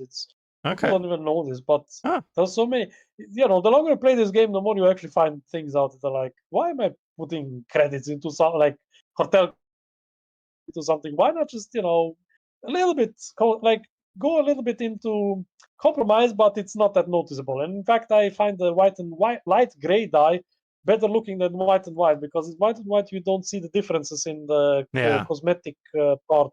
But in white, light gray, it gives you a little bit more contrast. Into the design. Sure. Yeah. Okay. And so it's still crafting light. dies. It's actually white. Yeah. What crafting skill is that? Costumes. That's archaeology, artifice. Sorry, for making dye. Okay, artifice. Okay. So you could theoretically level that up, farm some mats, and then craft some dice. And how much should they sell? Dice and crystals also. The white and light gray dice that I'm crafting, they sell for 100,000. I sold 20 of them 3 days ago. I just did it for a joke, and I was like, oh look. Okay. 2 million. Like boom. There you go.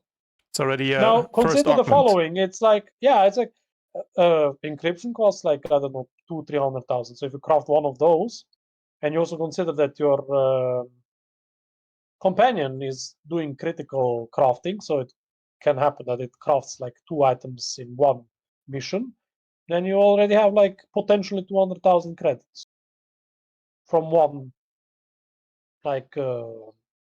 material based need to craft one item, so to say. So it's beneficial. You can also browse through GTM, buy the materials instead of like farming them, and then just craft them into higher priced, higher valued items, which again are then bought back, and you're part then of this crafting community that is always ever needing, because everybody has their own needs why they craft it.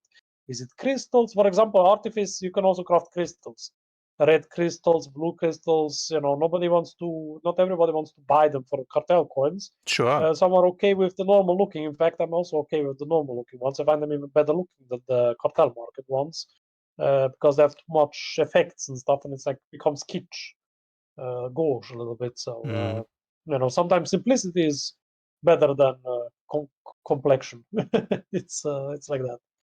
So I believe that. I mean, that's an interesting one actually, because as we all know, the real end game it's not operations or PvP, it's Space Barbie, right? So crafting things Yeah. and then selling them to the Space Barbie players, right, for outfit and stuff. I mean, I've probably Yeah. spent most of the money actually that I did spend in the game was on outfits and dice for sure. So that might be an interesting way of making money actually.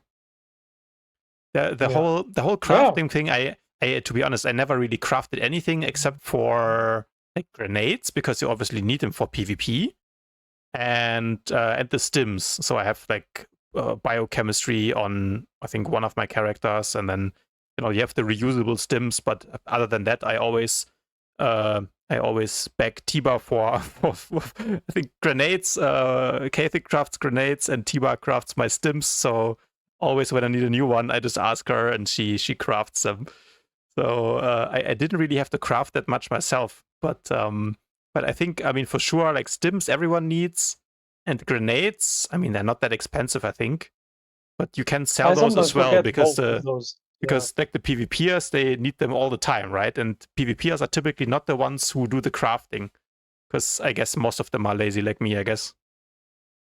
I'm gonna tell you one thing. I find grenades I don't use them personally. I use them sometimes, but really, if it's like a your pre-made sound, sorry, your sound died for a second. What did you say? You find grenades? I said it's a coward move to use grenades, in my opinion. Yeah, I mean, no, use them. yeah. No. I know. I'm just joking, by the way. Use them, whatever. I Says the personally, guy who you plays will assassin see tank. assassin tank. Yeah, exactly. But look, one thing is abilities, and something that nobody plays, and I don't see much. I mean, I see a lot of assassin players who are tanking, but I don't see them doing Yeah. that full. But the others are like, but I think nobody, and everybody hates play. I mean, just so you know, assassin tank. I don't play deception. I don't play hatred or whatever. That's my main for 10 years. I never changed that. I cannot play anything else. Yeah, sure. I like it too much. It's too. I like to put. It's not DPS or like. If you would count me, if you would count my DPS in pulling people into fire or poison, then I would out DPS everybody. Okay?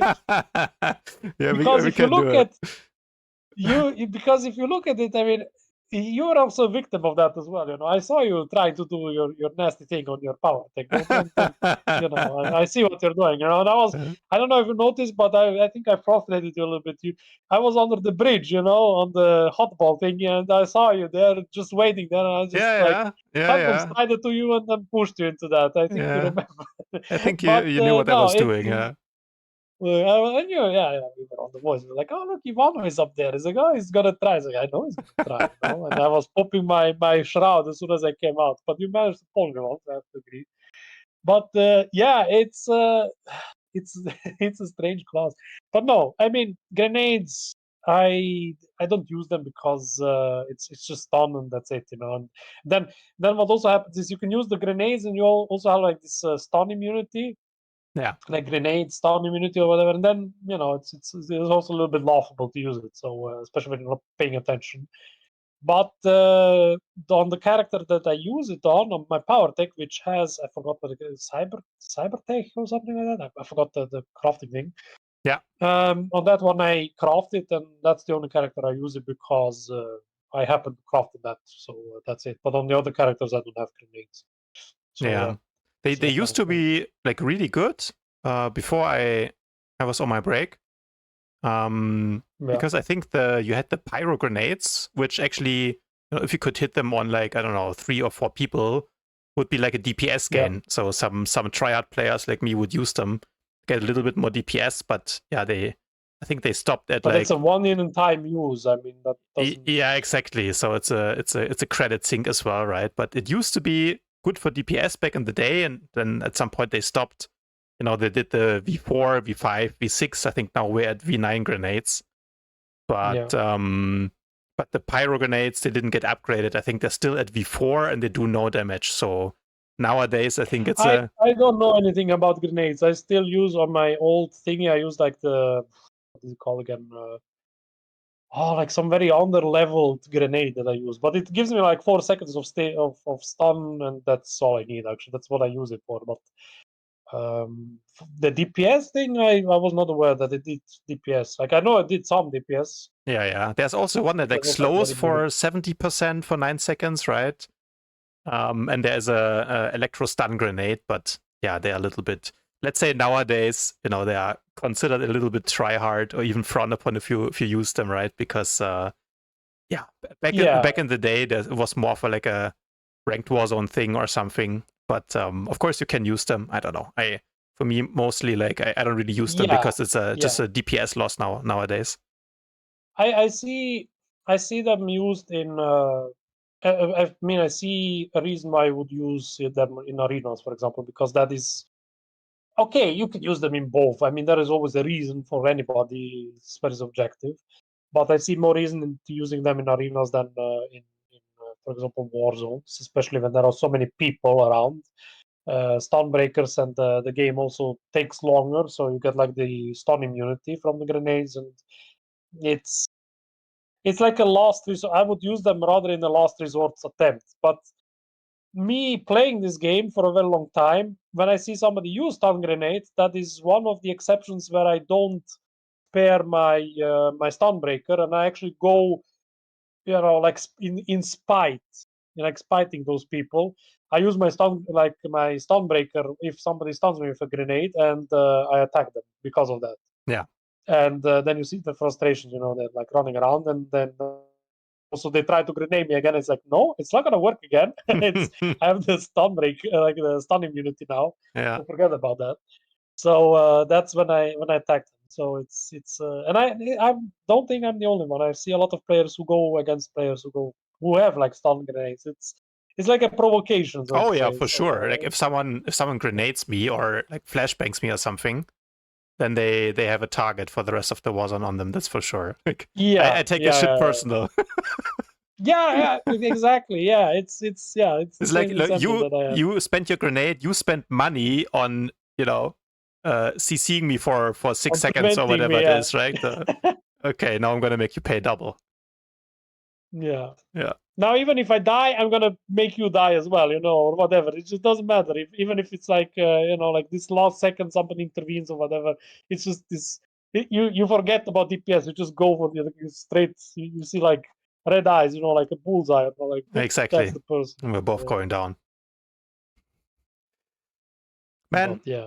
So, because I was thinking like for the credit farming thing, kind of to bring it back around, so crafting is one thing, obviously, that could probably be, like a podcast in itself, what to craft and the price on the GTN and so on. But the other thing that I was doing, at least when I, needed some credits for like augments as well, was just running story mode operations, which I think they now give you like 2,000 tech fragments basically per run or something like that, right?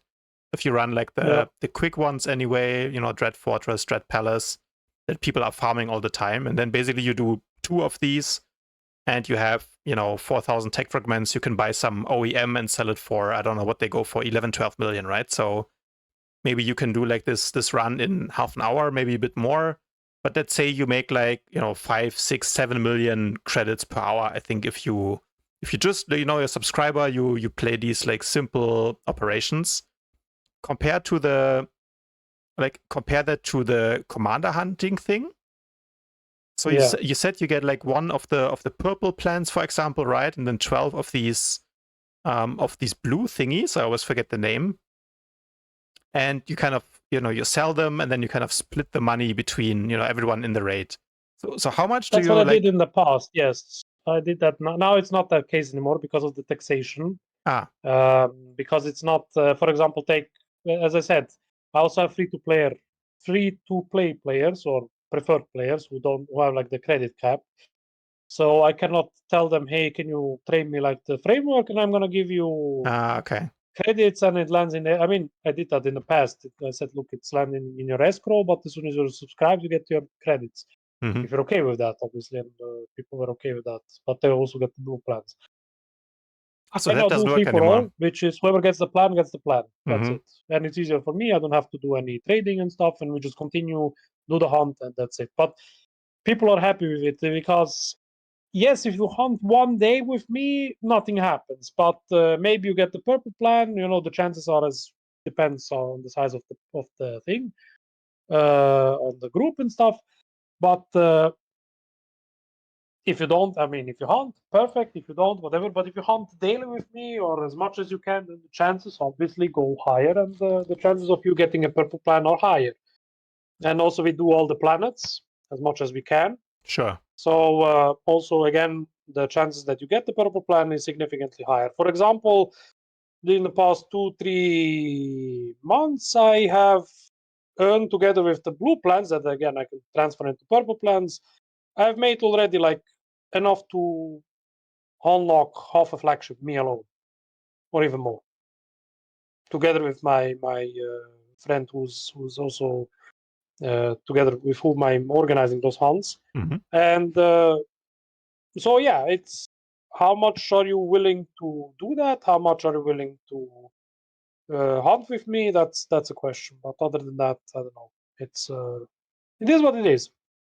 So yeah, again, crafting. This game has a lot of segments of interest groups. This will sound a little bit funny, but when I say this, but I believe that Star Wars: The Old Republic has lost one. I mean, not lost, but it's significantly smaller now. It's the role-playing community. Now, a lot of players mock that community, but role-playing communities are the reason why you can sell cartel market items for good prices, cheaper, higher, whatever. There was a demand because role-playing is a visual. I mean, it's a role-playing aspect, obviously. So obviously, you need something where you can dress up for yourself for an occasion, for whatever. Sure. So if you don't do that, it's a little bit. So I don't. When I see players saying, "Oh, I want to make like a role-playing community or guild or group or whatever," I would reserve my mocking speeches for other players rather than them, because they're actually the reason why some players can still sell items, They custom, keep whatever. the economy going. Yeah, keep the economy going, and also it's a lot of it's a socializing stuff as well. Like as far again as fun as it sounds, it's socializing basically. So yeah. So like on the social side, you're an evil company, right? Or you're the GM of evil company? I'm like the GM of Evil Company. I'm sharing the GM spot with a friend called Eddie here. So we're both there. And I was the founder of Evil Company as well. He's not, but he came later in. He was in Sith Preservation Guild. However, yeah, again, because I'm not always subscribed or not online, or I had some breaks and stuff, so we're like exchanging a little bit. But Sure. I'm mainly playing with Zapit and Tapit. We know each other from years back, actually. I know Nino. That's the guild master of Zapit and Tapit. And when Thingy was still also there, like Checkar, I don't know if you know him, and Taluna. So those were like very good players. The old guard of PvPers, I would call them. So yeah, there's like a lot of those players that I'm still hanging around with. And yeah. And how do you organize the commander hunting thing? Via Discord. So I have a Discord channel. I also have like an in-game chat channel. Some players don't know this, but the game also has like channels where you can like join. Yeah. Some special channels. And basically what it does is it gives you access, whatever. But you always have to apply it, if you're on a different character, you have to like join with that as well. But once you join, you always have access to it. Unless the owner of that channel bans you or whatever, or you're a naughty person or whatever, that's beyond the point. So yeah, that's one of the ways. But I always type in my channel in the easiest form way. We are organizing hunts, whisper this and that, or whisper in the /chant. Chant stands for command hunt. Sure. It's, again, when you remove the letter away, it means something else, but that's the fun of it. So yeah, it's chanting what we say. It's like we want to chant, we want to command hunt. And yeah, it's an internal joke, but It's fun. And you do that like yeah, one of the motivations that I have to continue that. I mean, I have no grand benefit from that anymore because again, I have enough credits to do whatever. But it's always nice to see players saying, "Oh, you know, I can finally afford this and that." And, "Oh, I never had like this amount of credits." So you know, I got a lot of messages, and yes, it sounds a little bit. How should I put it? A little bit cute. I don't know how to point it, but it's nice to you know have some like benefits, sure. like positive feedback, you know, and very like genuine feedback. I call this genuine feedback, and that's not something you see in this game anymore that much. So I'm always happy to receive that and to be part of it, and also help also some guilds who are like new to everything, and especially when they're new guilds and it's overpriced, they say, "Oh no, you know what?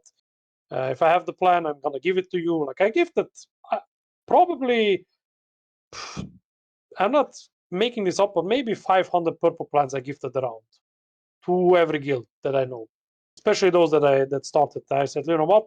Let's make it like that. One plan goes to you, one plan goes to the community or whatever. You know, so I was always open to that. I never had like the incentive to keep it for myself or whatever because you know. But I said it's not for me, but it's for the group that I want to share it with. So if they say they're okay with that, then I'm okay with that. But if they say they're not, then the plan goes to me. I give the credits out, etc., etc., or it goes free for all. But whoever gets it gets it. So you know. But other than that, yeah, it always is a nice message that you get. So it's not always something negative or whatever.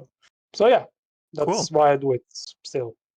And if you're interested in making those credits, we do them daily, approximately 3 or 4 in the afternoon. And now I see the guild called Bratstvo. They join us as well. I have to give them compliments. They're still new. They're still noobishly making it a little bit, but they're getting better and better. I'm trying to teach them. They do the evening hunt, so they have like an evening group. So we now make 2 groups or 2 hunts in one day. So that's what we currently do. So and So yeah, one hunt basically means you do all the planets, right? yeah, Okay. on both sides, All red 10 side and planets. inside. Okay. All 10 planets, both sides. Cash in all Yeah, the plants. yeah. And Yeah. hope you drop a So in the purple end, you one. get like 20 approximately. Okay, sometimes it's shielded or it's impossible to drop shield or whatever. One small detail: Yavin and Aukef are buggy planets. What does that mean? That means that once you leave the PvP instance, the instance resets, which means that all the bosses reset.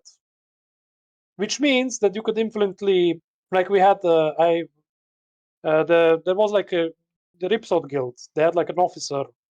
They had like a lot of officers. You know, you have to manage 6,000-7,000 players in those Okay. guilds.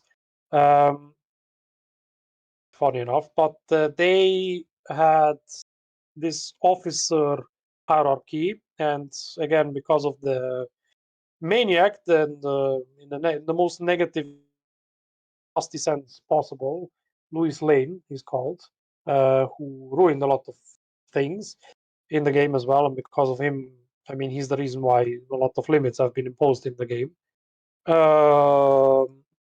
Is the reason why, for example,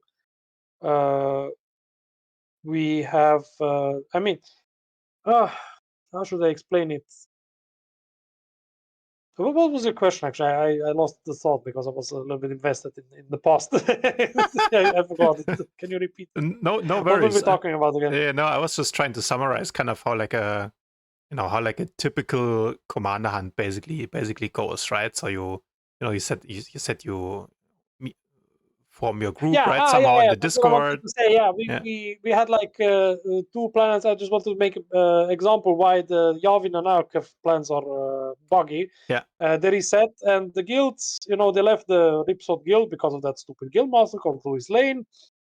And they had, because they know how to, they were brilliant in conquest point management. There was like this galactic war season where there were like 10 or 20 planets open for conquest, and they conquered Yavin. And when they conquered Yavin, and because we were good friends and on good terms, and they were also one of the base guilds that were hunting with us together after the whole falling out of Ripsod and Stroke My Wookiee. So they were actually the right hand, what is it called again? Group with which we hunted. Full benefit, like I give them full credit for that. Without them, it would be extremely difficult, not impossible, but extremely difficult to manage what we did and to steal the money from those big guilds and keep it for ourselves. Again, as I said, those were like big monies, big credit amounts. They hunted and made in one day. They farmed from Yavin alone 20 purple plants by resetting it all the time, by resetting the planet all the time. So yeah, those are the two planets that can be reset all the time.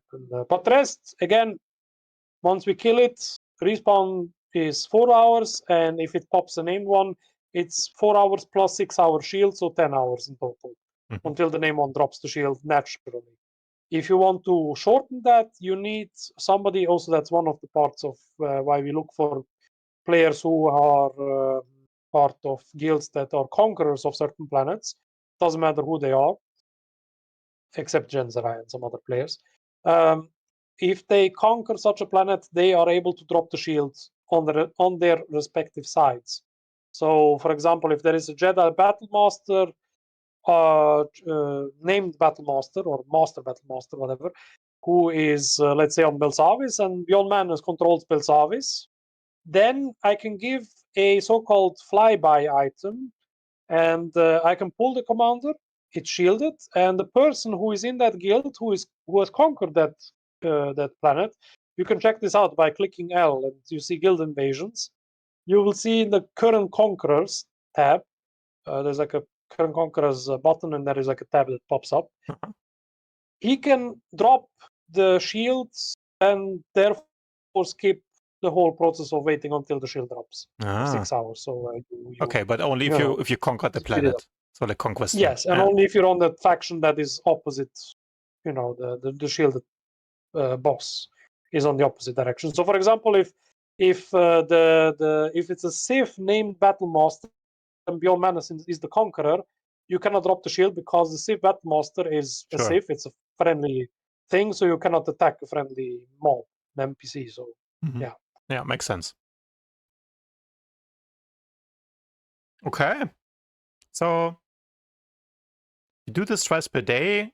I guess if people want to join you, what's the easiest way for them to find you? I can send you the Discord server, and there is. I didn't update the tactics because after 7.0 taxation, it's not. I have some other routing rules or norms or whatever, but it's free for all. I also included that. There are some explanation a bit comically, but I have to again update it again, and probably gonna use ChatGPT because I'm too lazy and have no time. I'll just forget about it all the time. Sure. But I can give you my Discord link. So and also I'm always on Beoknez or on Belati on the website. On the website. So whatever it is, I am accessible all the time. I'm very communicative. If anybody has some questions, we also have a community that can also explain some stuff. So we're always like active in that sense. So yeah. Sounds good. Cool. Yeah, I mean, for sure, we'll put the link to the Discord, I guess, in the description or the pinned comment or something below the video when this goes live, so like people can reach out to you. Are you also that would be good. recruiting for the guild or not so much? I am recruiting. I mean, I want to make. Here's the thing: because organizing for a commander run, depending on time, depending on how active the game players, like the players are in general. What I try to make is a mix, which is a base like a core membership of players who are hunting with me, and those who are like joining freely. It's always open doors. That is what I had in the past. The guild's like joining so that I have like a baseline healer, baseline tank, baseline whatever. I mean, I'm the tank mostly, but in any case, if anything happens, and then the rest of the players also joining in, so that we don't have to wait like half an hour until we assemble the whole group. Sometimes in some uncommon hours, it can happen that there are. I mean, what are uncommon hours? It's like maybe in the morning or something like that. I mean, I didn't hunt in the morning. I don't play in the morning anyway. Yeah. I work, but in the Corona times that was the case. So we do that.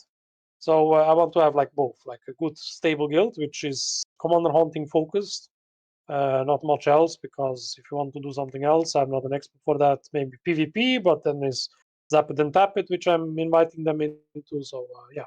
Yeah. I'm not the guild. I'm not gatekeeping. That's not what I'm doing. Never will do. So yeah, that's Okay. certainly So not gonna happen. anyone can join you whether they want to be in the guild or not, basically, Yeah. right? Yeah. I have Commander no hunts issue for with everyone. having a 24 like member guild group of hunters. Yes, it's gonna halve, and like your looting chances are 50% then of anything. But again, everybody should have a chance. Everybody should have like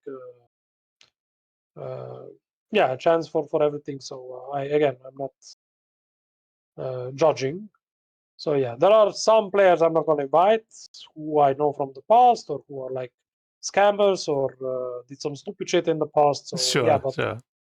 that counts for everybody. You should also have some players you don't want to have to deal with. So Oh yeah. everybody has them, especially after 10 years. I mean, 1 or 2 maybe, yeah. you established a certain amount of players who are For not sure. desirables. But So, speaking about the last thing I wanted to ask is like about the PvP aspect of it, right? Because you said like sometimes there are, because it's in a PvP instance, sometimes there are, two groups that want to hunt the same commander, and then you have some open world PvP going on sometimes, right? So is that like happening regularly, or is it more like a once in a blue moon scenario? So that happened.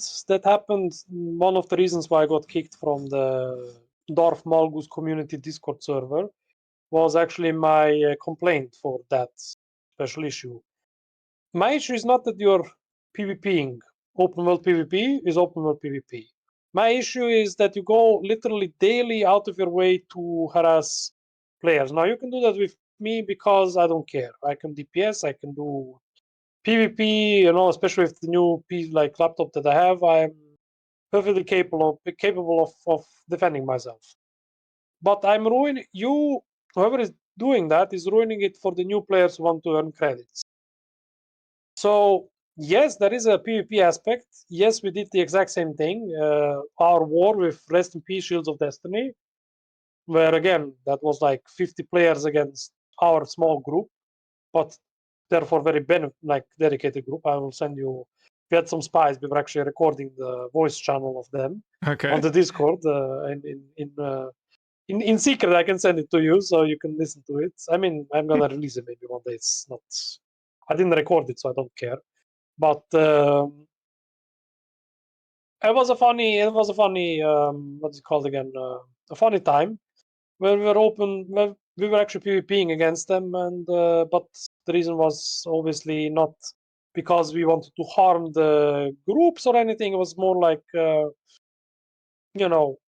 like everybody could join, even the people from that guild, especially because we could then drop the shields that they had again back on that tactic that we use.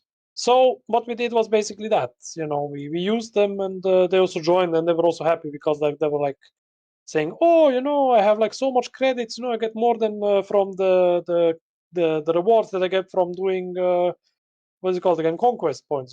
So I'm like, "Yeah, sure. I mean, your guildmaster is a poor person, so and he's very egoistic. So join us instead and drop shields for us, and don't be a slave to him." So yeah, it was fun time. It was time that I would like to like turn back time. One of the few times. So Even if it became sometimes nasty, it was a very active time. It was the most active I actually was. Corona times, obviously, but yeah. Yeah. Okay. And nowadays, like, there's not so much PvP ongoing in this commander zones, or no? No, and even if it was, we have like those special places where we pull, so it's not until you log in, until you come to the planet, until you quick travel there, we have already pulled it. So yeah. I mean, I see. I'm discouraging PvPers to engage against us, but you can try. I was just try, considering my chances. No. Just to give again examples, we had to deal with 40 players, so 2 players against us is nothing. So yeah. No problem. And also the timing and where we will appear. You also have to like relog back and check my name tag. Obviously, you can do it in a group and Beoknez is here or there, but then you also have to, if you want to be part of it, then you also have to log in as well and do your thing. So no, I think there may be other ways to bring back World PvP.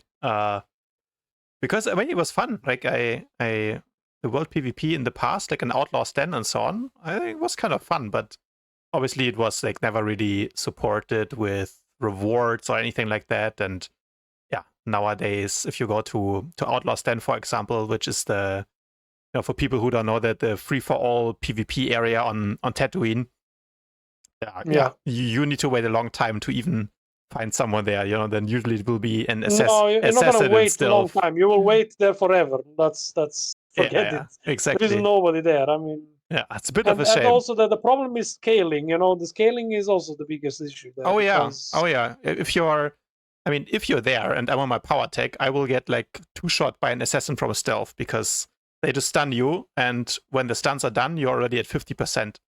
And then they want to double tap you. That's the problem with the Gree event. I mean, you see some what is it called again? Those operatives, for example, those scoundrels. Sure. You're stunned, you're rooted, you're dead. Yeah. Whatever class you come as, forget it. It's not a skill issue. It's just especially when they're in stealth. They're in stealth.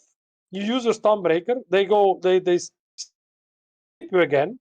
Then during your sleep, because that's the ability of the operative, they can go into, like, they can apply dots while you're in the sleep because it doesn't do much damage, especially if they're fast enough. And that's it, GG, well played. They use the burst, like the whole like dot thingy, trickle ability, and you're done. Yeah. Especially concealment. The scaling is a bit weird. Like the burst is too crazy. I mean, Sniper does, I think NG Sniper does like 12k crits, but people only have 16k health or something like this. So it almost one-shots them with a explosive probe. So it's the only thing you can play is like a tank, I guess. Juggernaut tank is very good there, but yeah, I don't know. Anyway, I mean, that is also why Sim tank is good. You can just like pop your shroud.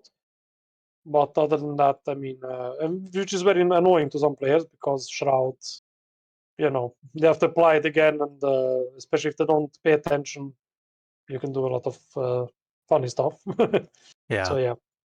Sure.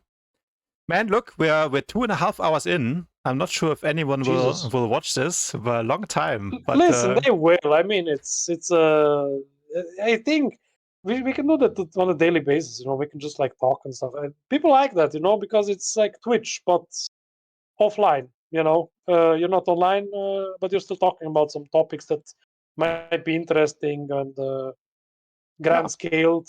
So I believe you can release the full thing. I would even encourage it.